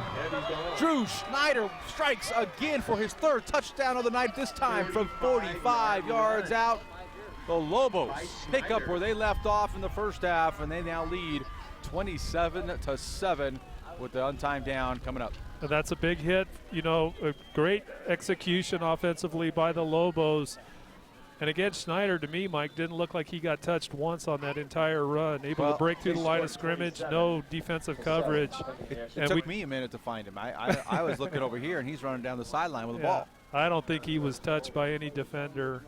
And we talked about that being a key for the Coolidge Bears, you know, they can't allow those big plays, and they got to be able to make tackles, and they certainly didn't execute on that one. Well, Ballard punches it through for the point after, and our score. After just a minute and a half gone by here in the third quarter, the Lobos on top of the Coolidge Bears 28-7, and now motivation going to be crucial for the Coolidge Bear coaching staff to keep these guys interested. It's cold, they're tired, they've been knocked around, they're starting quarterbacks out. They got to keep some focus. They do, and it is an uphill battle for sure, and it'll test the mettle of these kids. Certainly what they can't afford to have happen, Coolidge, in this situation is just have an avalanche come in on them. So it's going to definitely take a little bit of coaching on the Coolidge side of the ball field, they need to put together a drive too, obviously, to put some points up on the board. Don't be surprised if the Lobos run a couple onsides, but this time Black pooches it away, picked up at the 15, across to the 30, and finally run out of bounds there. Looked like it was McCarty on the return. And the Bears will set up shop first and 10 at their 30, and they've got to get things going offensively. As the Lobos are starting to smell blood a bit. Coach Tenney at half talked about the job that his defense did. We'll see if they can continue to keep the Bears offense from getting anything going. Stewart going to stay in at quarterback, has 3 receivers left. The farthest man is McCaney, but the handoff is to McCarty. He tries the right side, and a loss of 2, but the Bears have not really been able to get anything going on the ground since that first drive. Well, McCarty takes the handoff, as you said, Mike, is starting outside, but then sees apparently a seam up the middle, tries to cut, and as soon as he plants that outside foot, he just falls to the ground. Again, a slippery night for the Bears. With this cold weather, apparently that grass is pretty slick out there. Stewart now going to look to throw. Has a man going to the far side. It's Morales, and it's caught right in front of the Snowflake Lobo bench. Looked like it was Schneider on the coverage, but Morales hauls in a big catch at the 50-yard line. 1st and 10, a Mountain Comfort Heating and Cooling first down for the Coolidge Bears. And Morales on that route, just outrunning Schneider, surprisingly, who was behind him in his coverage. Well-placed pass. You know, we've seen some good passes tonight from the sophomore Tyler Stewart. If he can get the time, he's got some athletes out on the edges there. The key for him, though, is getting the time to set up in that pocket. Morales lines up wide right. 2 receivers left. Stewart wants to throw again, goes to Morales again. Caught. This time he's going to be tackled, though, pretty much immediately. Schneider on the coverage again, but an 8-yard pickup for the Bears on that quick throw to the right. 2nd down and 2 upcoming for Coolidge. And this, Coolidge in their last few possessions, certainly this one starting the second half, effective with the passing game. It'll be interesting to see what Snowflake does in response in terms of how, because Snowflake up early in the game had been pretty much stacking the box defensively. Now that Coolidge is finding space with their passing game, we'll see if they mix it up here on the defensive side. They do. Stewart now going to go to the quick pass to Davis. Davis down the right sideline. That's enough for the Lacey Weeks at Supreme Lending first down and more, as he is all the way out to the 30, inside the Lobo 30-yard line. Going to be spotted, right at the 30-yard line. Big pickup and a heads-up play by Tyler Stewart, the sophomore quarterback for the Bears. Well, and this is exactly what Coolidge needs if they expect to stay in this game. They need to sustain a drive here and put some points up on the board. Stewart takes the shotgun snap. This time gives it to McCarty, and he is upended, submarining underneath. I believe was Solomon, Alex Solomon coming through. Guess who? I think take that's that back. That's Lane Penrod. Yep. Shooting through the line of scrimmage, as we've seen him do a lot this year. Quick on his feet, and just a fearless linebacker for the Lobos, finding that gap and just doing an outstanding job of tackling before he could pick up any speed. On 2nd and 10. Stewart going to look to throw again. Going to go deep to the corner. He's got a man. It's Malik McCaney. Touchdown. Coolidge Bears. Stewart, 30-yard pass to McCaney. He finally hauls one in as he outran Wood that time. And the Coolidge Bears answer the Lobos score this third quarter, and they put 6 on the board. Well, and if you're the Coolidge coaches, I'm sure, are feeling pretty good about the fact that their team is able to drive the length of the field here and put up points. But again, Mike, I'm really impressed with Stewart's ability to place those passes. Just a well-placed pass on a deep route, hitting for the touchdown. For the try after, number 9 for the Bears, we don't have his number, and he misses it. And so that's going to keep our score 28-13. The Bears trying to keep the Lobos within reach. We'll step away. You're listening to Sholo Ford's presentation of high school football on iTalk 106.7 and on the web at iTalk1067.com.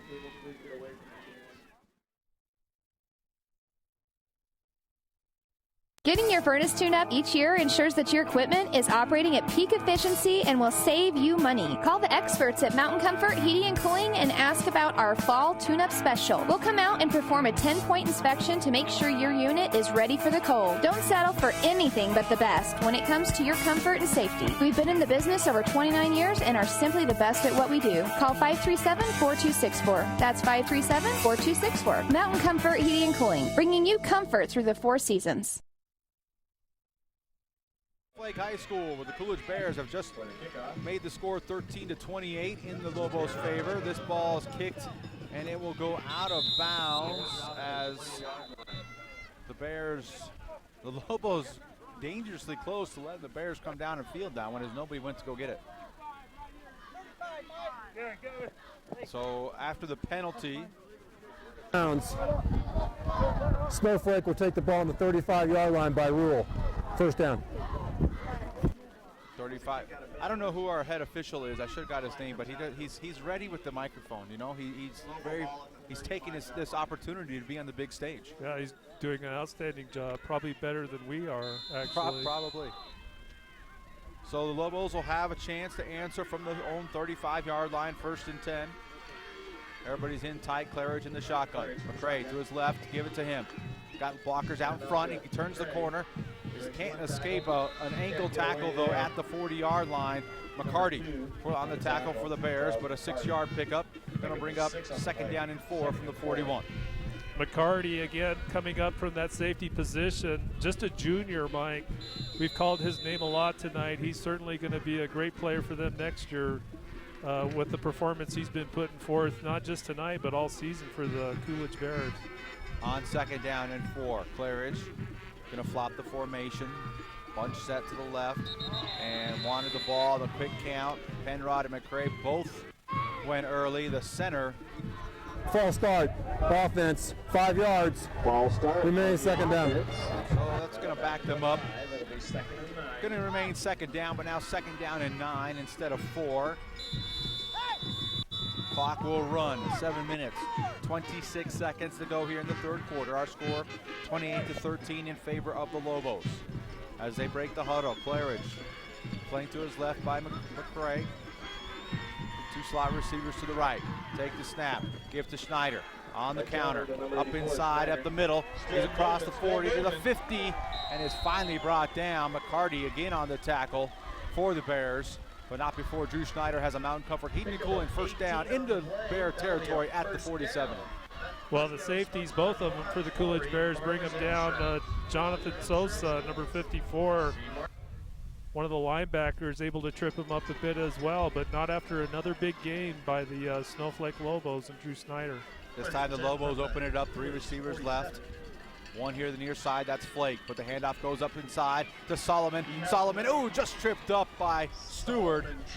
The free safety comes up and gets Stewart at the 35-yard line, but that's good enough for our Lacey Weeks at Supreme Lending. 1st down for the Lobos as they are marching deeper and deeper into Bear territory. And as you say, Mike, had Stewart, the safety, again, not been able to come up and make that trip on Solomon. Solomon had a lot of green ahead of him. And it's just surprising to me how effective Snowflake has been at getting those linebackers of the Bears out of these plays, allowing these runners so much room. Claridge gives to McCray, not much doing this time as he tries to get up inside. Thomas Rico on the tackle for the Bears as McCray picks up 2 inside, in between the tackles this time. Going to bring up 2nd down and 8.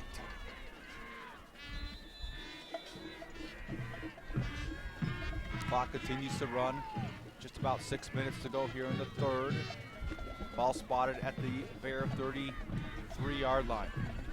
Claridge breaks the huddle, sends McCray and Black to the left. Schneider and Flake to the right. Now Schneider goes in motion across the formation. Give to him, gets a block, another block, cuts it up inside, but he cannot get any farther as Morales had him around the ankles. Schneider picks up 5 there, and it's going to bring up a 3rd and short for the Lobos. Do we have a penalty on the play? No, I don't believe we do. Well, Coolidge again on that play, able to set the edge and drive Snyder up inside, and got to credit Tyler Stewart, the safety, just flying up quickly. Wasn't able to make a clean tackle, but did trip up Snyder to slow him down a bit, keep him from getting that first down. This time McCray goes in motion. They fake to him, give it to Penrod on the counter, and he is stuffed immediately. Big number 66, Gabriel Caro, 5'10", 266-pound tackle through Lane Penrod back, and so no gain on the play. 4th down and 2 for the Lobos. Thomas Rico, number 5, the middle linebacker in there as well, with Angel Mondahar, number 62, at the line of scrimmage. So on 4th down, the Lobos are going for it. Claridge sends McCray in motion, but no, it's a direct snap. Porter Black, I don't think he got it. He had to get to the 25-yard line. He's going to be about a half a yard short, no, a full yard short. Morales and Stewart in there on the tackle for the Bears, and they turn away the Lobos. Still life in these Coolidge Bears as they will take over 1st and 10. That's a big play for the Coolidge Bears. You know, they scored, Mike, on their last possession, which was a really important thing for them to do, being down by 3 touchdowns. But then to now turn around and stop Snowflake after looked like what it was going to be a pretty effective drive for the Lobos. So a big play, defensive play for the Coolidge Bears here with 4:31 in the 3rd. They've got time, but, you know, if they can continue to mount these long drives, they're going to put themselves back in this ball game. As you said, the Lobos went 40 yards, but stalled out at their 25. Stewart in the shotgun. Fake to McCarty. Going to keep it and try it himself on the right side. Has room across the 35, almost to the 40.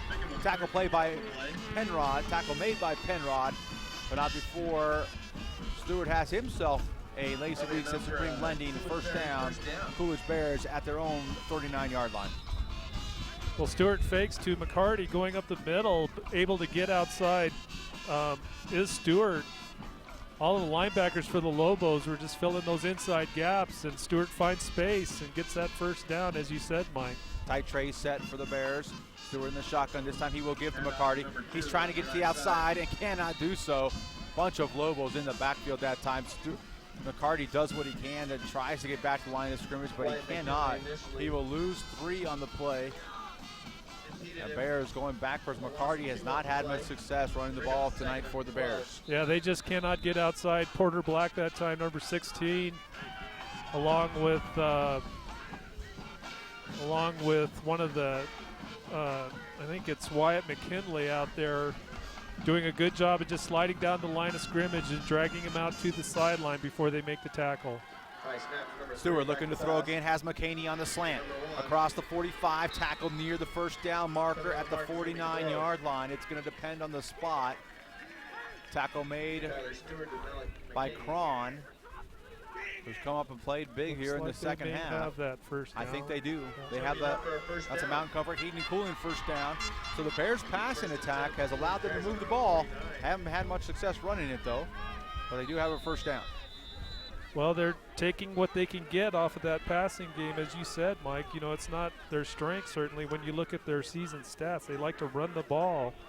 But credit Stewart, you know, the sophomore quarterback coming in for the injured Ellis, just doing an outstanding job of, he has to have a pretty high completion percentage so far in this game. Tight tray set as Stewart's going to keep it off left tackle.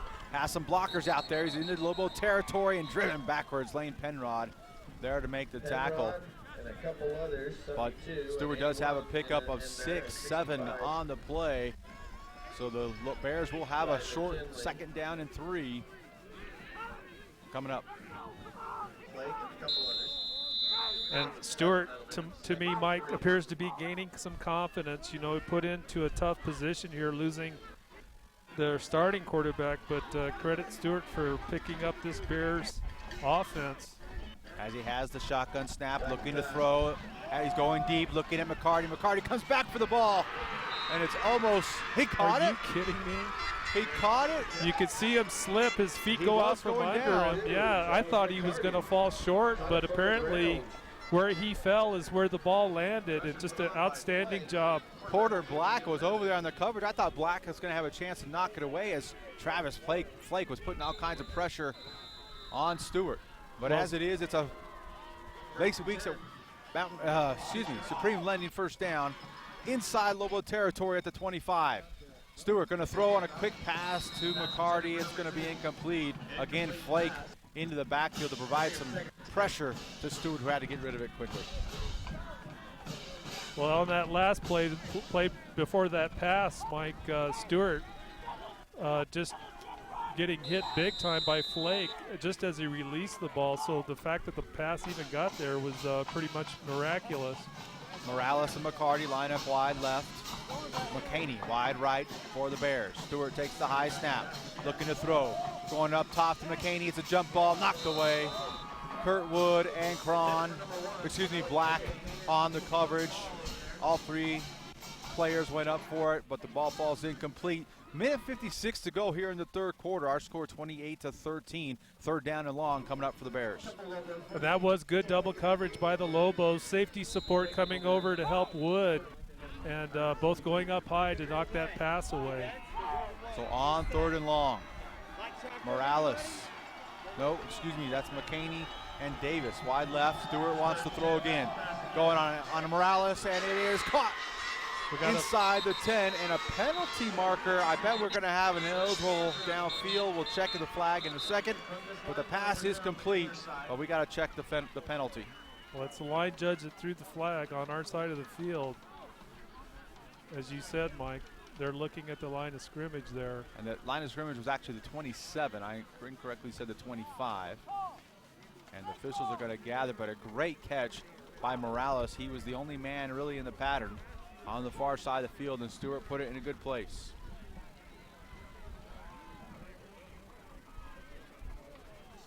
And they are going to waive off the penalty. I'm sure it has something to do with an ineligible downfield, but he must have just made it. Stayed inside that. So it is a Mountain Comfort Heating and Cooling first down for the Coolidge Bears.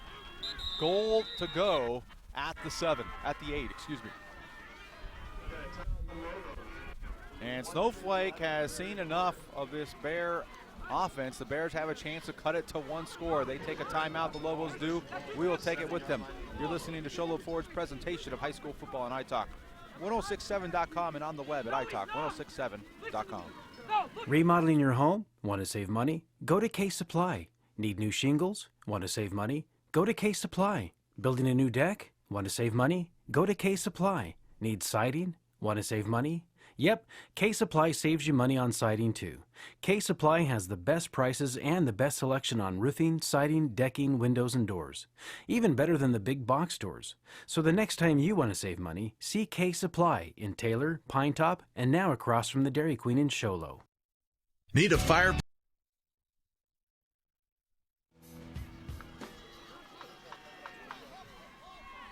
Welcome back to Snowflake High School. I think my mouth is starting to freeze up a little bit here. It's really not that cold. But we are at Snowflake High School. It is the quarterfinals of the state football championships in Division 4. 28-13 our score. Lobos on top with the Coolidge Bears, the 5 seed, knocking on the door once again as they have it first to goal from the 8. Stewart gives it to Brown, up the middle. Brown, their big back, he's trying to get positive yards. He is stopped at the 5-yard line, was where forward progress. We marked a whole bunch of blue jerseys up there in the stop, including Lane Penrod. Wyatt McKinley, Lane Penrod in on the tackle along with a couple of other Lobos, but not after a gain of about 2 or 3. So the Bears fighting back here, down 28-13. They're now on the 4-yard line of the Lobos, and if the Bears can punch this in, we've got a brand new ball game as we head into the fourth quarter. Tight tray set on the right side of the line of scrimmage for the Bears. Stewart stays in the shotgun, fakes it to Brown. He's going to keep it himself. Cuts it up inside. He's inside the 5 at the 2. But we do have a flag from the back judge on the umpire. Again, Wood coming up, and Cron shooting the gap from his free safety position there to make the tackle. But we're going to have to check the penalty. As it stands, it'd be another 3-yard pickup for Stewart, and it'll be a 3rd down and goal to go. We got an illegal block, it looks like, against the Bears. So we'll see if the Lobos decide to take that penalty, which I'm sure they will. 10-yard penalty. But the Bears offense coming to life.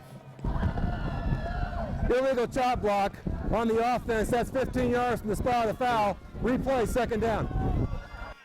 That is going to That's a hurt. killer. That's why there was no doubt about taking that penalty or not. So it will remain 2nd down, but now it's going to be 2nd down and goal to go from the 20.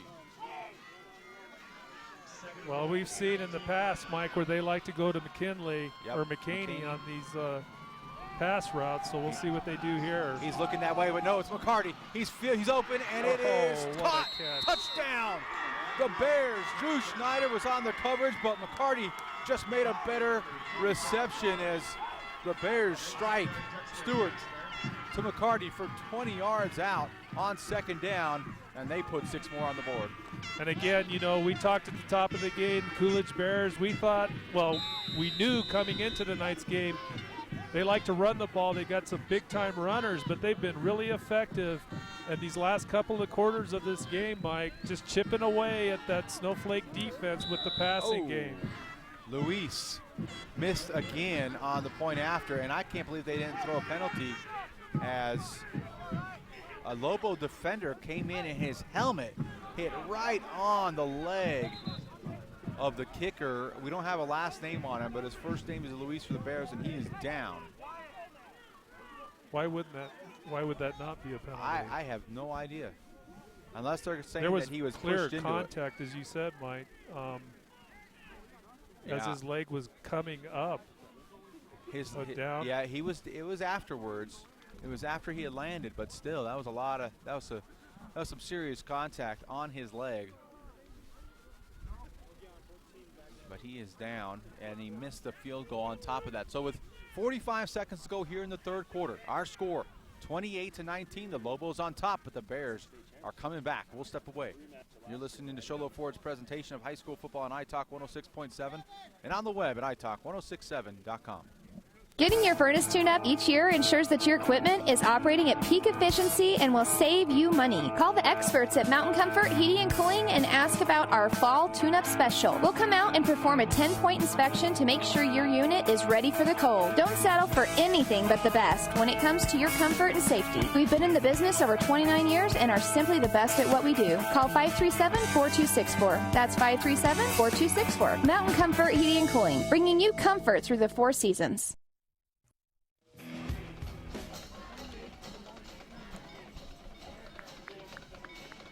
Welcome back to Snowflake as the young kicker for the Bears is off the field.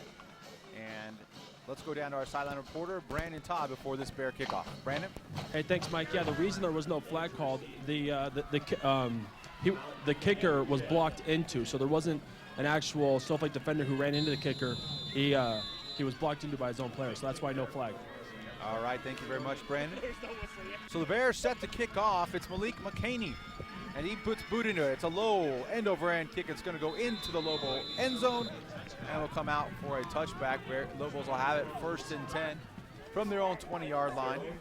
And it's time for the Lobos to step up a little bit, huh, Punt? Definitely, and you can see from the field from where we're at up here, Mike, you know, the Coolidge Bears have got some fire back in them. You know, they were kind of flat going into the halftime, being down a couple of touchdowns, but now that they've scored on a couple of possessions here, they're back in this thing. So absolutely, the Snowflake Lobos, if they're going to stay on top of this thing, they need to come up with an answer here, or drive the ball down. They did last time, they just couldn't punch it in.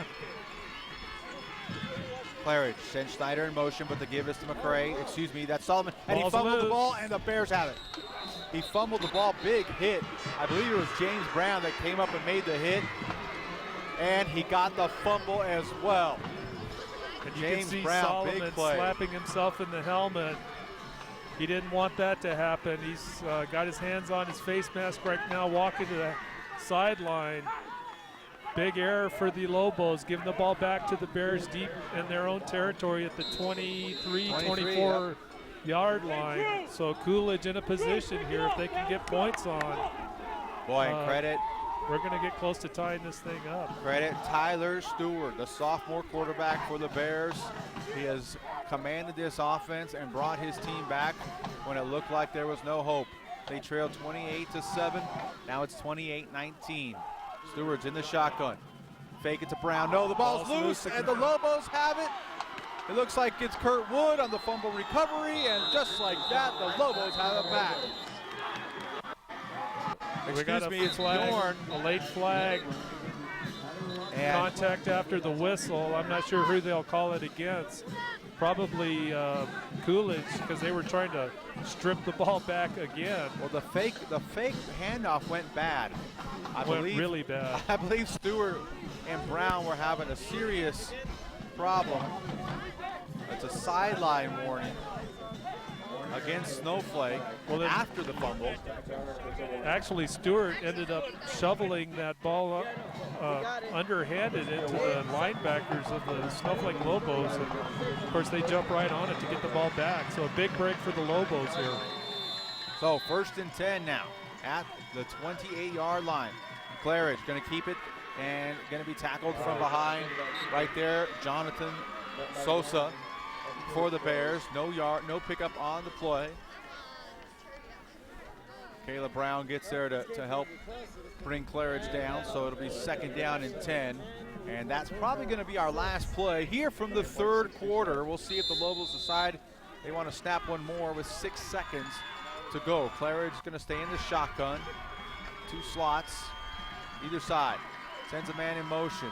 That's McCrary. The pass, though, is complete. And it's Porter Black. And he bounces off the defender. He's loose at the 30.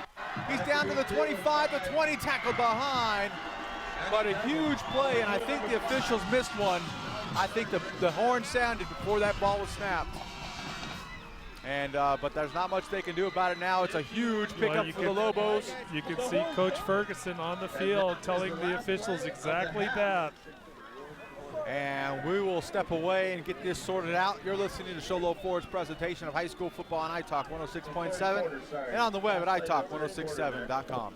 This is my town. Sholo is football and party town, especially when you show up at Sholo Ford's Great American Tailgate event. Even if you just got your license, show up for the lowest price and longest warranty. Brand new Fords, all with our lifetime engine warranty. Not 3 years or 6, not 10 years or 100,000 miles. No way. Our warranty is forever. Come into Sholo Ford this week. Take delivery of a new Ford or pre-owned vehicle. New 2014 Ford F-150 Super Cruise, just $30,495. New 2014 Ford Focus SE, just $19,995. Or new 2014 Ford Fiestas, $13,995. Plus, every new Sholo Ford truck comes ready to tailgate with a Yeti cooler. Sholo Ford's Great American Tailgate event. It's party time at the east end of the Deuce. Oh, this is my town.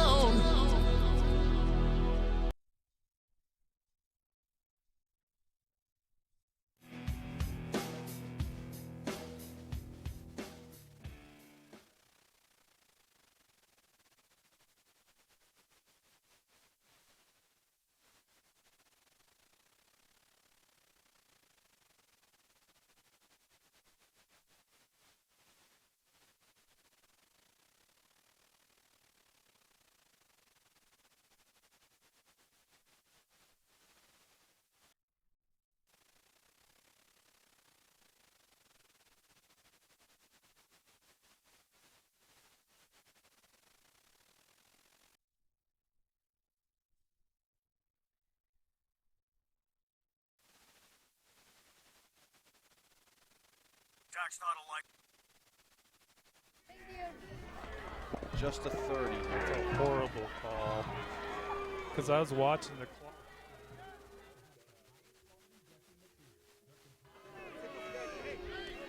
Bad.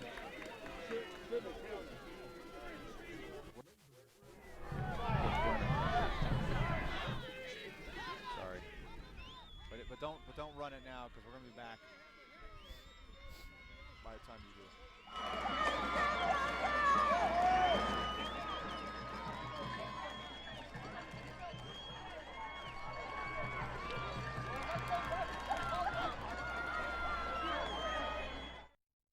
Thank you for joining us here on iTalk 106.7. It's been an entertaining second half. Lobos on top of the Bears, 28-19. Lobos have it though as they hand off to McCray, and he is stopped after a couple yard pickup. Looks like Bryce Morrow on the tackle for the Bears.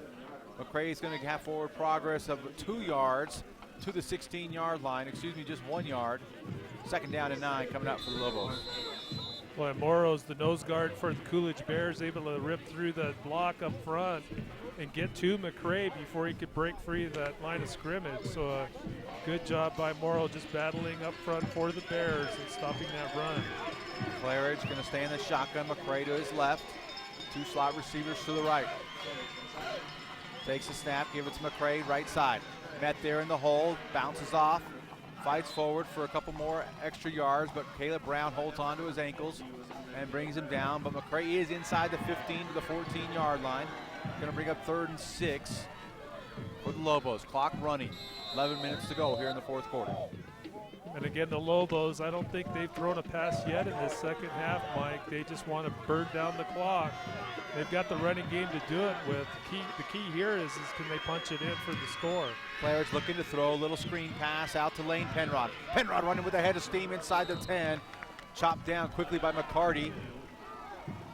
But he does have enough for Lacey Weeks and Supreme Lending. First down for the Lobos. It'll be first and goal to goal from the 7. Well, good play calling by the Lobos, pushing that pass outside to the flat there to Lane Penrod, and just credit Penrod the yards after the catch that time. Just hard running downhill, fighting for every yard he can get, and does get the first down. So putting Snowflake in good position here with 10:24 in the 4th. Claridge keeps McCray to his right, takes a snap. Give it on the counter to Schneider. Schneider's up inside, still running, still going. Cannot get into the end zone though, just shy at the 1-yard line. Pickup of 6, gonna bring up second down.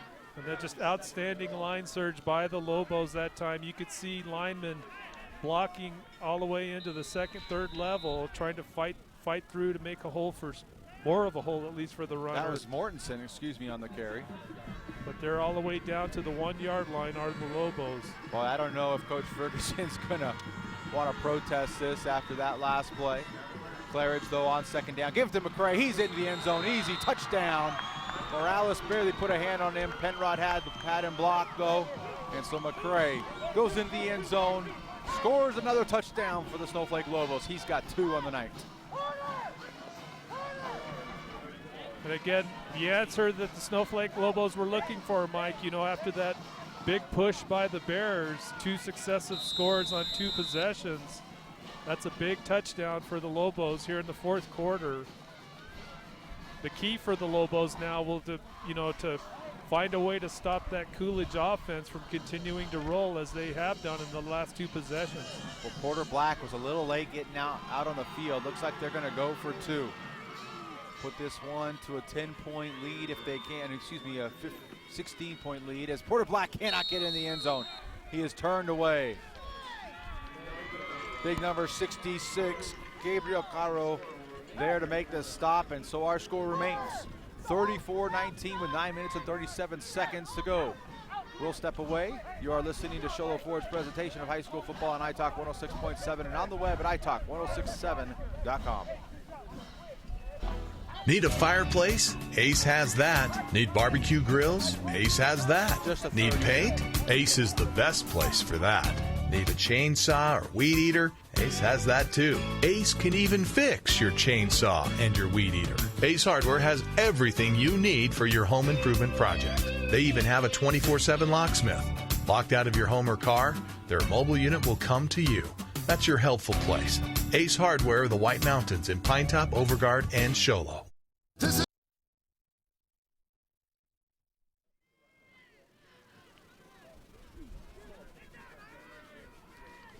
Welcome back to the White Mountain Sports Game of the Week from Snowflake High School. Our score now 34, to 19. Both teams have scored twice here in this second half. But the Lobos maintain their lead with 9:37 to go. Porter Black set to kick off. Puts it low, end over end, drives McCarty back to his 10-yard line. He'll bring it from there at the 20. Picking his way through traffic at the 25 and brought down at the 28-yard line. It'll be 1st and 10, and now a late flag. A late flag. Solomon in there on the tackle, and I think they're going to call number 12, Brian Favela, for Coolidge for a late block, because that's where the flag was thrown. But we'll just wait and see here. Coolidge has not been the most disciplined team tonight, and we'll see what our official has to say. After the play, dead ball, personal foul on the receiving team. That's half the distance to the goal. It'll be a first down. I just did it. Well, that's not going to help out the Coolidge Bears' effort here, as they have just a little over 9 minutes to go, and they are down 15 to the Snowflake Lobos. But they will have it 1st and 10. Half the distance will take it down to the 15, 16-yard line.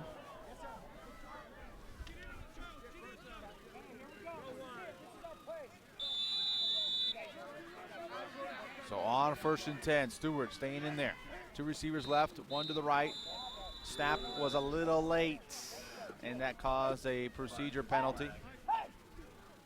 And that's going to back up the Bears. False start, Mike. Dead ball, false start on the offense, 5 yards, still first down. Well, Mike, on that referee's mic, you can hear the wind down on the field, and that's going to present a little bit of an issue for Coolidge here, because in the 3rd quarter they were moving downfield with the wind. Now they've got the long field ahead of them working against the wind, and given the number of passes they've been throwing, it could present a little bit more of a challenge for the Bears here on this drive. Stewart is looking to throw. It's batted down. Travis Flake got his big 6'4" frame and arms up in the air. Knocked that one down. It falls incomplete. Going to bring up 3rd down and 15 for the Bears. Back deep in their own territory at the 10-yard line. Trevor! You can hear the defensive coach for Snowflake in the background there yelling to his guys. This is an important defensive stand here for the Lobos, holding Coolidge deep into their own end of the field here if they can. So on 2nd down and long. Stewart going under center. Sends McCarty in motion, and the ball snaps. We have a fumble. I think Stewart fell back on it. He did. But the bad thing is it's now going to be 3rd down for the Bears. Boy, you know, the Bears, they had some momentum going, and I'm sure they were feeling pretty excited, and just like that, it's going back the other direction. 3rd and long for the Bears as they check their playbooks on their wrists. Morales lines up wide to the near sideline. McCaney and McCarty wide to the left. Stewart going to go back to the shotgun. Seems to work a little bit better for them. Takes a snap, looking to throw left, and it's a screen play to McCarty. And he cannot get around Kurtwood. Kurtwood came up from behind him, knocked him down at the 11-yard line. Well short of the first down marker. Going to bring up 4th and 14. Bears going to be forced to punt into this stiff wind. Well, in Snowflake Lobos, as you might expect on that play, Mike, bringing at least 6 guys, plus the kitchen sink on that blitz, trying to put pressure on Stewart. But the Coolidge line able to give him enough time to get that pass off. Unfortunately, just an outstanding defensive play for Kurt Wood to shut down that Coolidge Bear drive. So Stewart, short punt, taking a Lobo bounce out of bounds. And excellent field position for the Lobos at the 34-yard line. It'll be 1st and 10. Oh, they put it back at the 35. But nonetheless, Lobos will have it 1st and 10 from there. And very good field position here for the Lobos. And we saw in their last possession, Mike, just being very patient with their running game. And I expect them to do the same here, not only because they're able to gain some yards and move it towards the goal line, hopefully, for the Snowflake Lobos, but also burn that clock down with just under 8 minutes left here in the 4th. So Claridge in the shotgun. Solomon to his left. Claridge looking to throw, though. So much for running the clock as they go deep. And he's got a man, and it's caught. It's Travis Flake on the first down play. A 35-yard pass completion from Claridge to Flake. McCarty was on the coverage, but could not keep up with Flake down the sideline. And the Lobos could have perhaps put this one away as they now lead 40-19. That's an outstanding play call by Coach Tenney. I think because, you know, Coolidge may have been thinking what I just said, that they're going to probably try running the ball to burn the clock down. And they just sent Flake down that right sideline, and a perfect pass by Tyler Claridge hits him right in stride, right into the end zone for another score. Ballard on for the untimed down, puts boot into it, and it is good. Our score, 41-19. The Lobos on top with 7:50 to go here in this one. You're listening to Sholo Ford's presentation of high school football on iTalk 106.7 and on the web at iTalk1067.com. We'll be back right after this. When it's time to purchase or refinance a home, there's a lot of choices out there, but only one stands above the rest. My clients are raving about how much easier we make the loan process. Hi, I'm Lacey Weeks from Supreme Lending. My team and I can help make even the most difficult loans seem easy and stress-free. You deserve the best. Call me today at 537-5626. That's 537-LOAN. Lacey Weeks, your mortgage consultant for life. Supreme Lending is an equal housing lender and MLS ID 2129, MLO MLS ID 166-161, Arizona Mortgage Bankers License number BK0925918. Been down.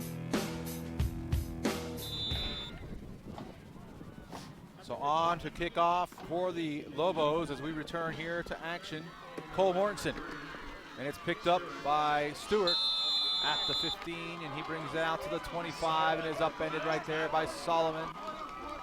And it'll be 1st and 10 for the Bears at their own 26-yard line.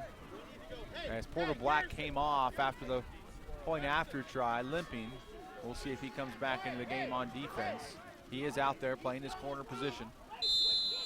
Boy, that's some tough corners to have when you have Porter Black and Kurt Wood. And Kurt Wood has been locked up man-to-man against Malik McCaney as he is now on the far side. Stewart's going to stay in the shotgun, slot left. Take the snap, fake it, looking to throw, and it's a screen pass, and it's incomplete, and McCarty kind of gave a half-hearted effort to come back and get that one as Porter Black was bearing down on him. Well, part of the problem for Stewart also was that number 78, Garrison Touchstone, defensive tackle for the Lobos, was right up in his grill as he was trying to release that pass. So good defensive pass rush pressure that time by the Lobos. So on 2nd down and 10. Stewart sends 2 receivers right, 1 receiver wide left, looking to throw, going deep into the wind. Intended for Morales, and it is knocked down by Schneider. Incomplete. Morales had to go into defensive mode and make sure Schneider didn't intercept that one. Well, and again, Mike, you know, I'd mentioned earlier this wind, which is blowing from our right to left and into the faces of the Coolidge Bears now. And passes like that, you got to believe it affects the flight of the ball just a bit in terms of it getting a lot of air time and allowing that defensive coverage to react and just play better defense on those long passes. Pass out to the outside. McCaney comes back on a receiver screen, and he is stopped immediately. Bjorn on the tackle for the Lobos. He picks up a yard or 2 on forward progress. Going to bring up a 4th down, and nothing going. Boy, the Bears offense had things going, but the Lobos have shut it down here recently.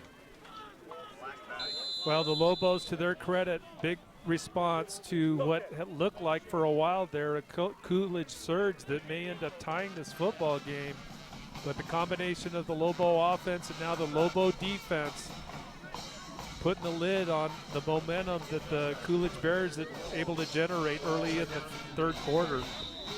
Well, this time Stewart gets a friendly roll as he was punting into the wind. It takes a Bear bounce all the way back to the 34-yard line, where the Bears will have it 1st and 10.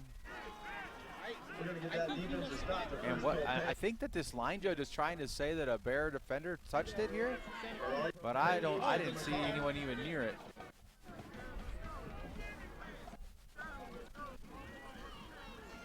So they are going to keep the spot of the ball at the 34-yard line. It'll be 1st and 10 for the Lobos. We'll see now, punt, if they decide to run the ball, now that they have a 22-point lead.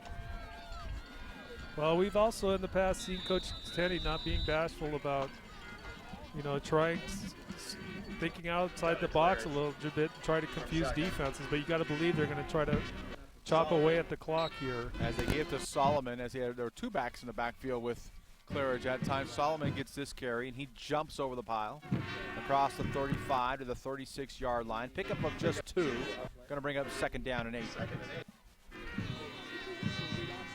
I think the announcer down below is listening to me.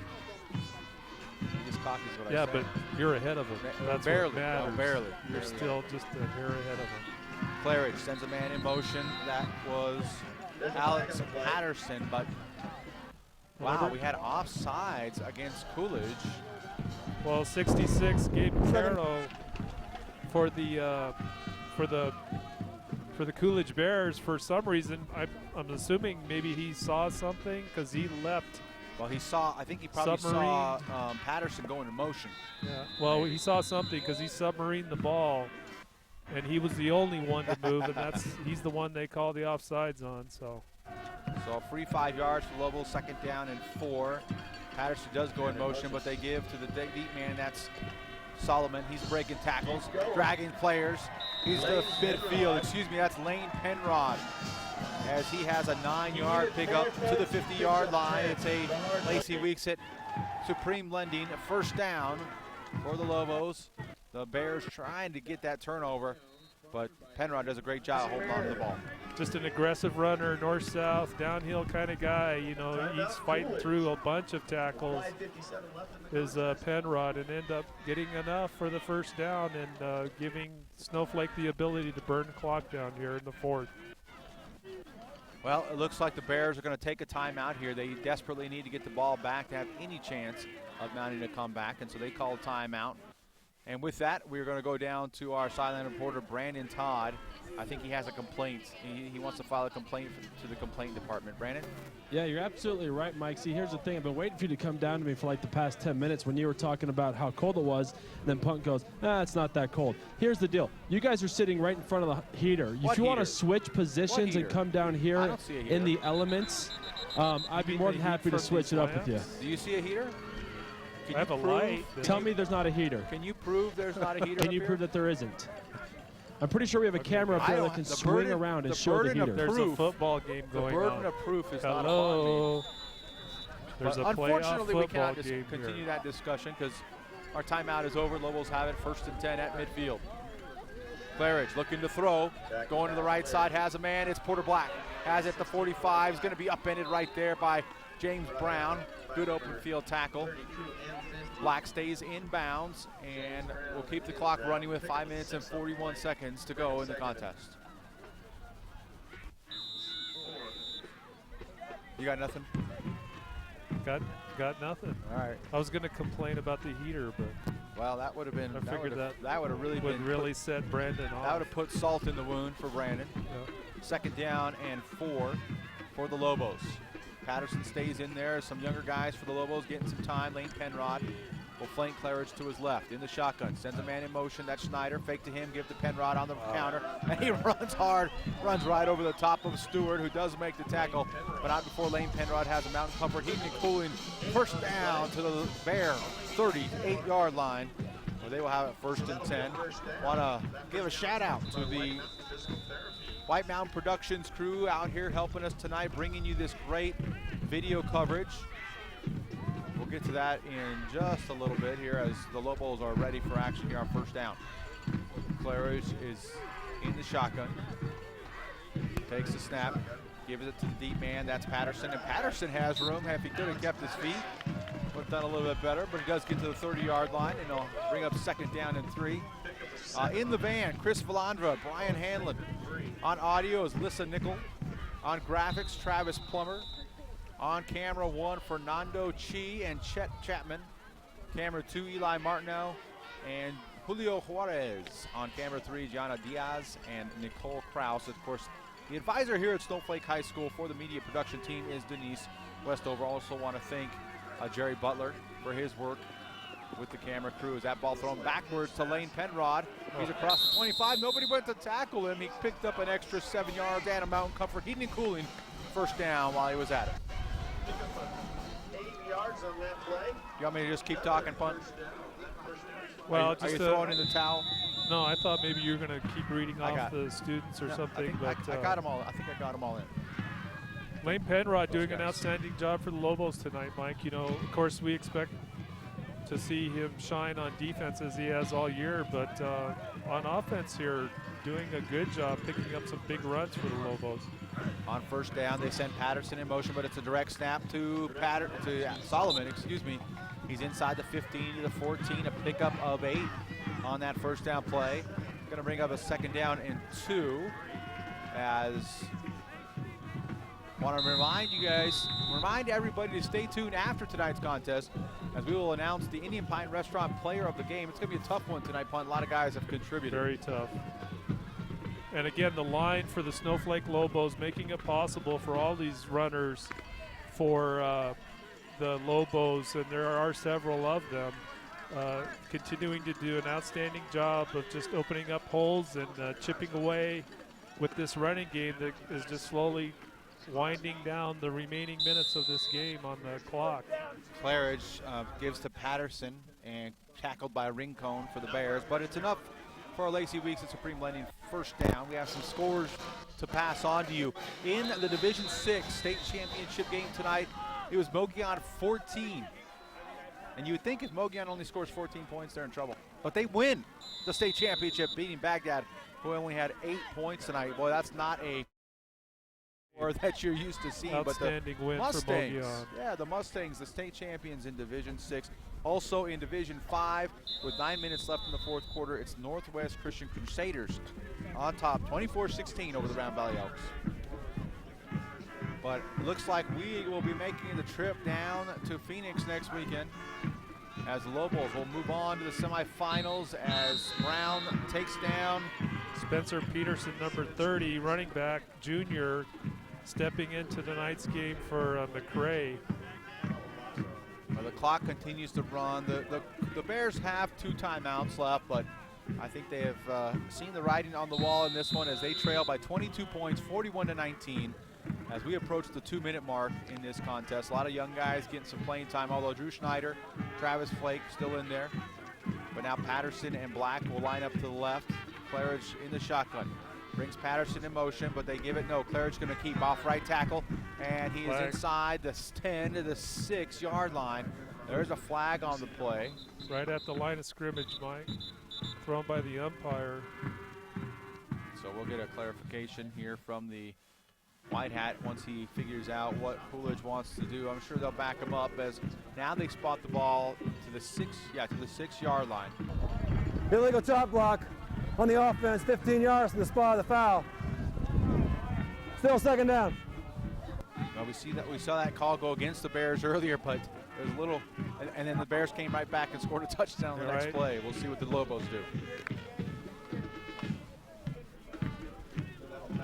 Well, I was going to say, I'm guessing they will run the ball again to keep chopping away at the clock, but knowing Coach Tenney, nothing's for sure. He may throw a corner out into the end zone. Who knows? Claridge stays in his shotgun on the counter, giving it to Schneider, and Schneider's breaking tackles. He gets to the 20 and nothing more. Stewart comes up to make the tackle, but a good pickup of 8 on the play.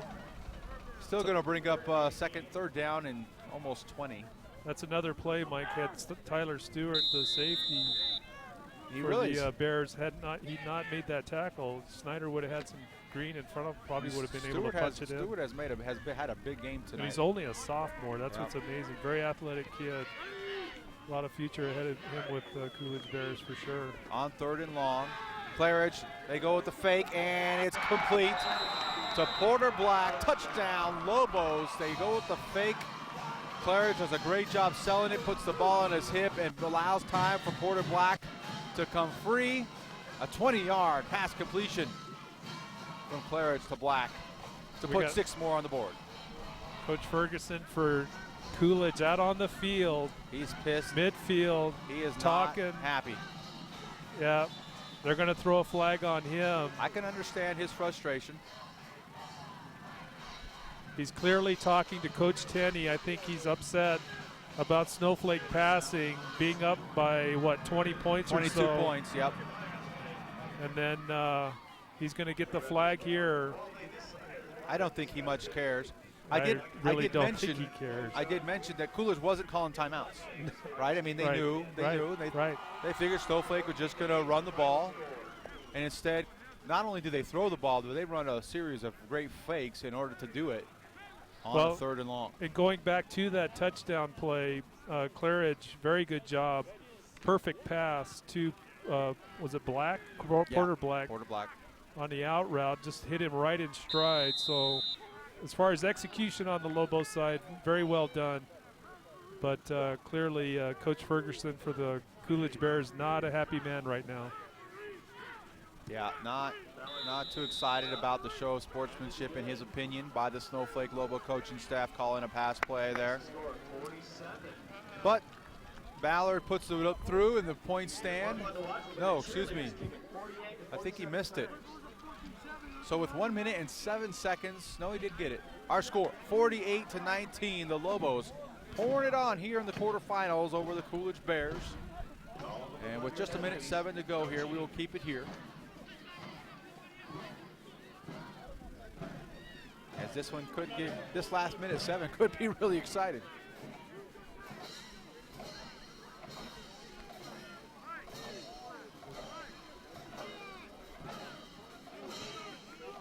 As things could get interesting and ugly. The reason we're not talking right now is there's a lot going down on the field as far as post-game preparation between the teams, I think. So anyway, the kickoff goes out of bounds. Yeah, Mortensen is kicking for Porter Black, and it goes out of bounds. So Coolidge will have it at the 35-yard line.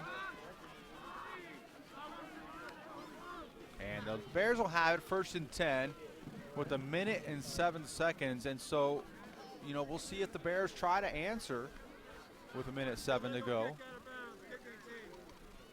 And I forgot to turn on our official.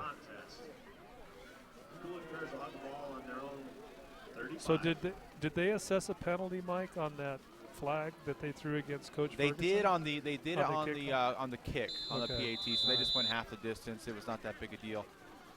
I tell you what, though, Punt, the thing that concerns me is we've seen some of our teams from the North do this a little bit. In times when they have leads and you expect them to run the ball, they don't. Right. They pass the ball, they score, and I'd hate for them to get the reputation of running up scores on teams. Right. And as you said, Mike, you know, Coach Ferguson, I think, was kind of putting his team in a position. He was not trying to call timeouts to stop the clock, recognizing, I think he recognized the fate of the game, being down by 3 touchdowns or so. So to then see Snowflake put it up in the air to score that last touchdown, I'm sure just, you know, that's what broke the back for him. Yeah. And clearly venting his frustrations. So on 2nd down and 10. Pass complete to McCaney, and the ball's taken away. Taken away by Porter Black, and he's going to try to score, but McCarty is right there to save the touchdown. As Porter Black somehow took the ball away from McCaney, who was trying to get extra yards. It's going to be 1st and 10 Lobo ball now what's going to happen as the Lobos have it at the 15-yard line? Well, it was exactly as you said, Mike, in terms of how it played out. The receiver caught the ball, ran into some traffic, and was trying to fight for extra yardage. And Porter Black just reaches in and just strips the ball right from him. And had it not been for, I couldn't pick up who made the tackle. I think it was McCarty. Yeah. Snowflake would have had another score on the board there. So Snowflake appearing to be in the victory formation here, just kneeing the ball down, does Claridge to wind this clock down and put the game to an end here for the Snowflake Lobos. And I think this is what Coach Ferguson expected on the last drive. So it'll be 2nd down. The clock is at 32 seconds. Snowflake will have to run one more play, take a knee as Claridge does. And that's going to do it for this quarterfinal here in the Division IV State Football Championships. The Snowflake Lobos will be victorious 48-14 the Coolidge Bears 19 points, and that's going to do it. The Lobos move on to the semifinals. They will take on the winner of Seton Catholic and Winslow. We hope to have that score for you here before we leave tonight, but we'll have to see what the no guarantees. Handshakes look like as here. the two teams are out on midfield. They are officially over. You can see the coaches talking. Coach Ferguson is not shaking hands. He is not shaking hands with any of the Snowflake Lobo coaches. And his coaches, I think, are there to. I think the Coolidge coaches are there to make sure he doesn't get into any craziness. But he is hot. His boys had an excellent season this year. Only one loss on the campaign coming into this game. 10-1 on the season. And I'm sure a very frustrating way for them to end the season on the losing end of a 48-19 contest. Lake High School. Well, that'll do it here for our in-game coverage. When we come back, it's the post-game wrap-up show. We hope to have some interviews, hope to have some thoughts about next week's contest and the prospects for these Snowflake Lobos as they head on to the semifinals. So we'll be back in just a minute. You're listening to Sholo Ford's presentation of high school football on iTalk 106.7 and on the web at iTalk1067.com.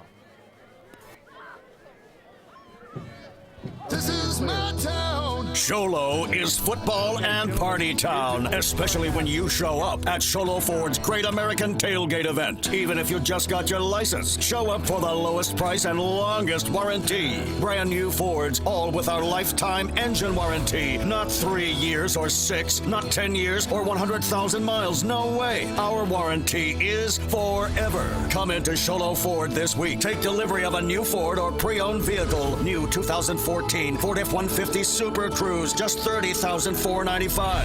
New 2014 Ford Focus SE, just $19,995. Or new 2014 Ford Fiestas, $13,995. Plus, every new Sholo Ford truck comes ready to tailgate with a Yeti cooler. Sholo Ford's Great American Tailgate event. It's party time at the east end of the Deuce.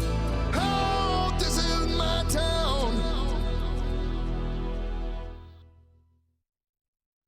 Remodeling your home? Want to save money? Go to Case Supply. Need new shingles? Want to save money? Go to Case Supply. Building a new deck? Want to save money? Go to Case Supply. Need siding? Want to save money? Yep, Case Supply saves you money on siding too. Case Supply has the best prices and the best selection on roofing, siding, decking, windows, and doors. Even better than the big box stores. So the next time you want to save money, see Case Supply in Taylor, Pine Top, and now across from the Dairy Queen in Sholo. Need a fireplace? Ace has that. Need barbecue grills? Ace has that. Need paint? Ace is the best place for that. Need a chainsaw or weed eater? Ace has that too. Ace can even fix your chainsaw and your weed eater. Ace Hardware has everything you need for your home improvement project. They even have a 24/7 locksmith. Locked out of your home or car, their mobile unit will come to you. That's your helpful place. Ace Hardware of the White Mountains in Pine Top, Overguard, and Sholo.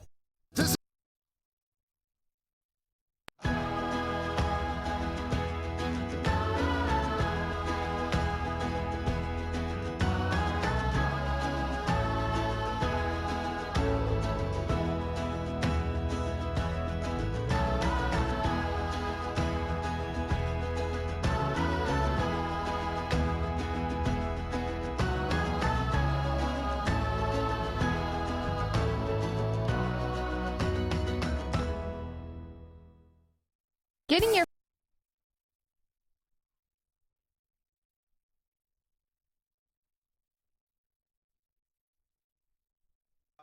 You can't really see him because he's been covered up, but let's go down to Brandon Todd. Brandon?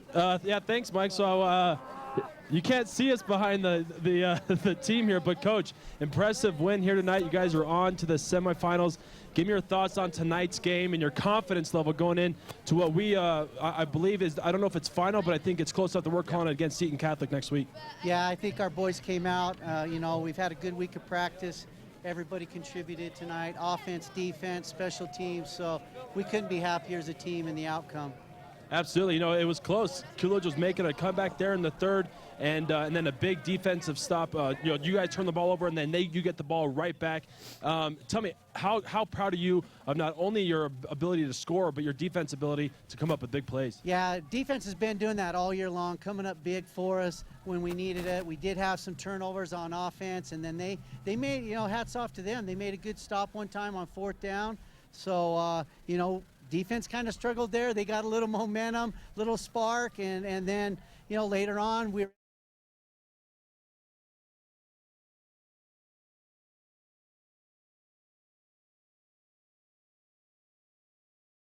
looked like you took exception to you passing the ball there in the 4th quarter, and then obviously wasn't willing to shake your hands. What are your thoughts on that, and what was he saying as you guys, if you can repeat it? Obviously, I'm sure it wasn't family friendly for the most part, but give us your thoughts on that. Well, it's tough, you know, tables turn. I probably wouldn't have liked maybe the outcome of that either.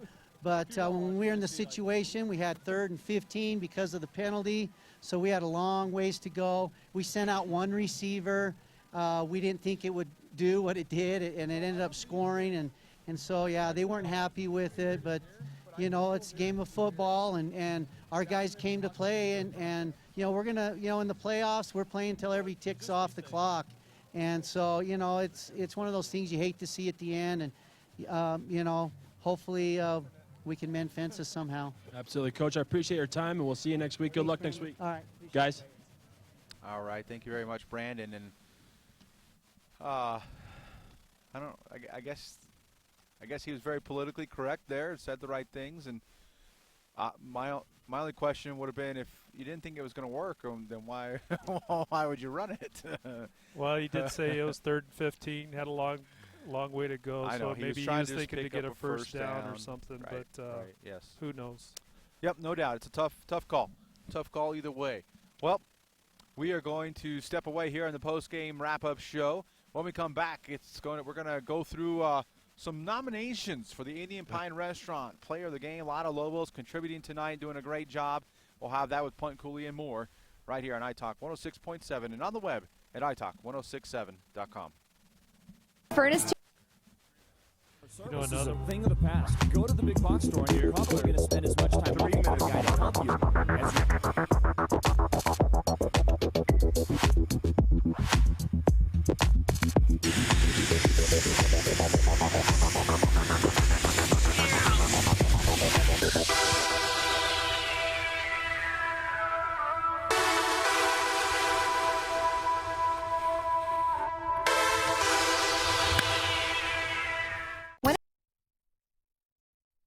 This is my town. Sholo is football and party town, especially when you show up at Sholo Ford's Great American Tailgate event. Even if you just got your license, show up for the lowest price and longest warranty. Brand new Fords, all with our lifetime engine warranty. Not 3 years or 6, not 10 years or 100,000 miles. No way. Our warranty is forever. Come into Sholo Ford this week. Take delivery of a new Ford or pre-owned vehicle. New 2014 Ford F-150 Super Cruise, just $30,495. New 2014 Ford Focus SE, just $19,995. Or new 2014 Ford Fiestas, $13,995. Plus, every new Sholo Ford truck comes ready to tailgate with a Yeti cooler. Sholo Ford's Great American Tailgate event. It's party time at the east end of the Deuce.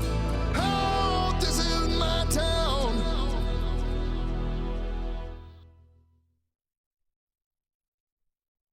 Remodeling your home? Want to save money? Go to Case Supply. Need new shingles? Want to save money? Go to Case Supply. Building a new deck? Want to save money? Go to Case Supply. Need siding? Want to save money? Yep, Case Supply saves you money on siding too. Case Supply has the best prices and the best selection on roofing, siding, decking, windows, and doors. Even better than the big box stores. So the next time you want to save money, see Case Supply in Taylor, Pine Top, and now across from the Dairy Queen in Sholo.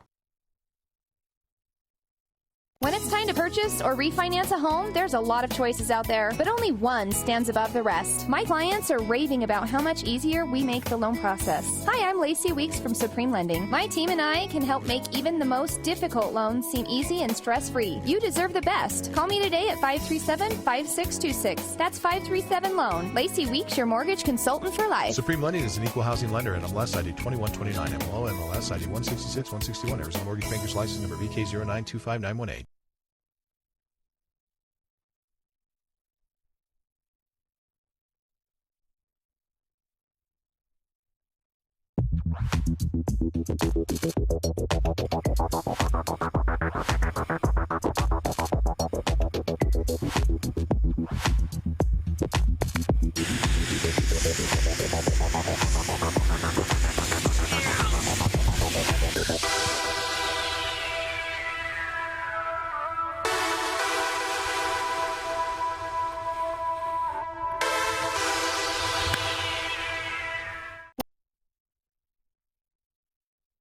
And there's the kick. It's a low line drive kick. He's up across the 20. He's got the room with the 25 hammered down at the 30.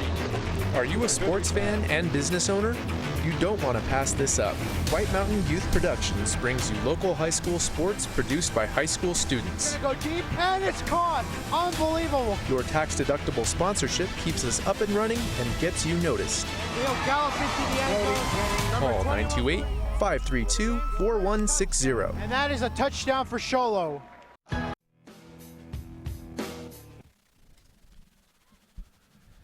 Welcome back to the Sunrise Park Resort post-game wrap-up show here on iTalk 106.7. I want to thank our sponsor, the Honda Outdoor Ski and Sports Store, who's going to actually, it's not the Indian Pine Restaurant player of the game, it's the Honda Outdoor Ski and Sports Store that's going to bring us the player of the game. And a lot of guys up for the nomination. Talk about some of those guys. A lot of guys. Well, you know, we were just talking about the defensive effort tonight for the Lobos. I mean, guys like Porter Black, Keegan Bjorn, Kurt Wood did an outstanding job tonight. A lot of the linemen, you know, Touchstone, and the list goes on Drew and Schneider on. had 3 touchdowns. Drew Schneider on the offensive side. McRae, just an outstanding outing tonight for the Lobos. He really didn't play that much in the second half. You know, he did such a great job early. I wonder if maybe he got hurt or something, maybe not. I think he was out there, just didn't get a ton of touches. But when he had those early touches, just an outstanding job of knifing through that Coolidge defense and getting some big runs for the Lobos. So those are guys we kind of almost have gotten used to expecting that kind of performance from. But in tonight's game, you know, it was kind of a defensive battle early, 7-7 for a lot of that first half, and then turned into kind of an offensive battle later in the game. But I think the one player I'd like to highlight tonight for player of the game, number 21, Lane Penrod, does an outstanding job defensively, always for the Lobos. Showed it again tonight, in on a lot of plays. He was part of the effort. Certainly not by himself, but part of that Snowflake effort to shut down that Coolidge running game. You know, they were doing a great job of filling gaps inside. He's active on the outside as well. And then offensively, in that second half in particular, we saw him get some passes and some runs. Just a really aggressive runner. You know, he's fearless and just north-south all the way downhill runner. Big plays for the Lobos. Nothing earth-shattering compared to the big runs we saw for touchdowns, but when you consider the effort overall, he's a real hard guy to pass over. And I think more than anything, just for his defensive leadership, certainly deserving of player of the game tonight, number 21, Lane Penrod. All right, the Honda Outdoor Ski and Sports Store player of the game, Lane Penrod. It's definitely getting late. And our sideline reporter, Brandon Todd, happens to have one Lane Penrod for an interview. Let's go downstairs to him. Brandon? Yeah, thanks, Mike. I am here at the Honda Outdoor Ski and Sport. Player of the game, Lane Penrod. Dude, I got to tell you, man, I told you on the way out here, I love watching you play. You play with a lot of passion and intensity. After a big hit or a big run, you're coming up, and it's not cockiness. You're just excited. How do you find that passion every week to come out here, whether it's going to be a playoff game or a game that you know you're gonna win by 40? How do you find that passion every week? You know, it's just coming out here and playing with the team. I love it, playing for all the other guys you're with and just having fun. Only got another year left of this. Might as well make the most of it while I can. Well, you guys had a tough opponent here in Coolidge and a very one-sided. The score would make it look one-sided, but it was being down here on the field, you could tell it was a much harder fight than the score reflects. Tell me, what was it like out there on the field tonight? You know, it took our D-line a minute. We got it picked up. They did great after a while. They're a little dirty coming into the second half, but we just stuck it out, and they're a good team. They ran the ball hard and good blockers. Just had to figure it out, and we did. You're going into next week down in Phoenix, so we'll get out of the cold, thank goodness. But you're going to play Seton Catholic, the rematch of the only loss you guys have on the season. You got to be. I mean, I'm sure you guys have talked about this since that loss. I knew you guys were hoping for a rematch. It'd been a lot sweeter if it was in the state championship. You'll take it regardless in the semis. What are your thoughts, and how's your confidence going into that game? I can't wait to play him, to be honest with you. It's hard to beat a team twice, and we've improved so much since then. Coach Tenney's a great coach. He's an amazing coach. Real basic. Just drive it down their throats as long as we can. I love it. Just can't wait to play him again. Lane, last question. Speaking of your coach, what does he do every week to make you guys come out, and how does he fire you up during the week? What is practice like during the week that when you come out here on Saturday, you guys execute so well? We come out hard. We have intense practice. I got to give it. Our scout D is amazing. We have a scout D that comes out intense. We make it a game. We work as hard as we can all practice, and it's as fun as it gets. Coach Tenney loves it when we're intense. Everybody usually keeps their cool. Our team, we're like brothers. We're just really, really close. I appreciate it, Lane. Hey, sorry to cut you off, buddy. Hey, go get warm. Good luck next week against Seton. We'll see you next week, buddy. Thank you. Guys. All right, thank you very much, Brandon. Congratulations to Lane Penrod of the Honda Ski and Outdoor Ski and Sports Store Player of the Game. And punt, as we look towards next weekend.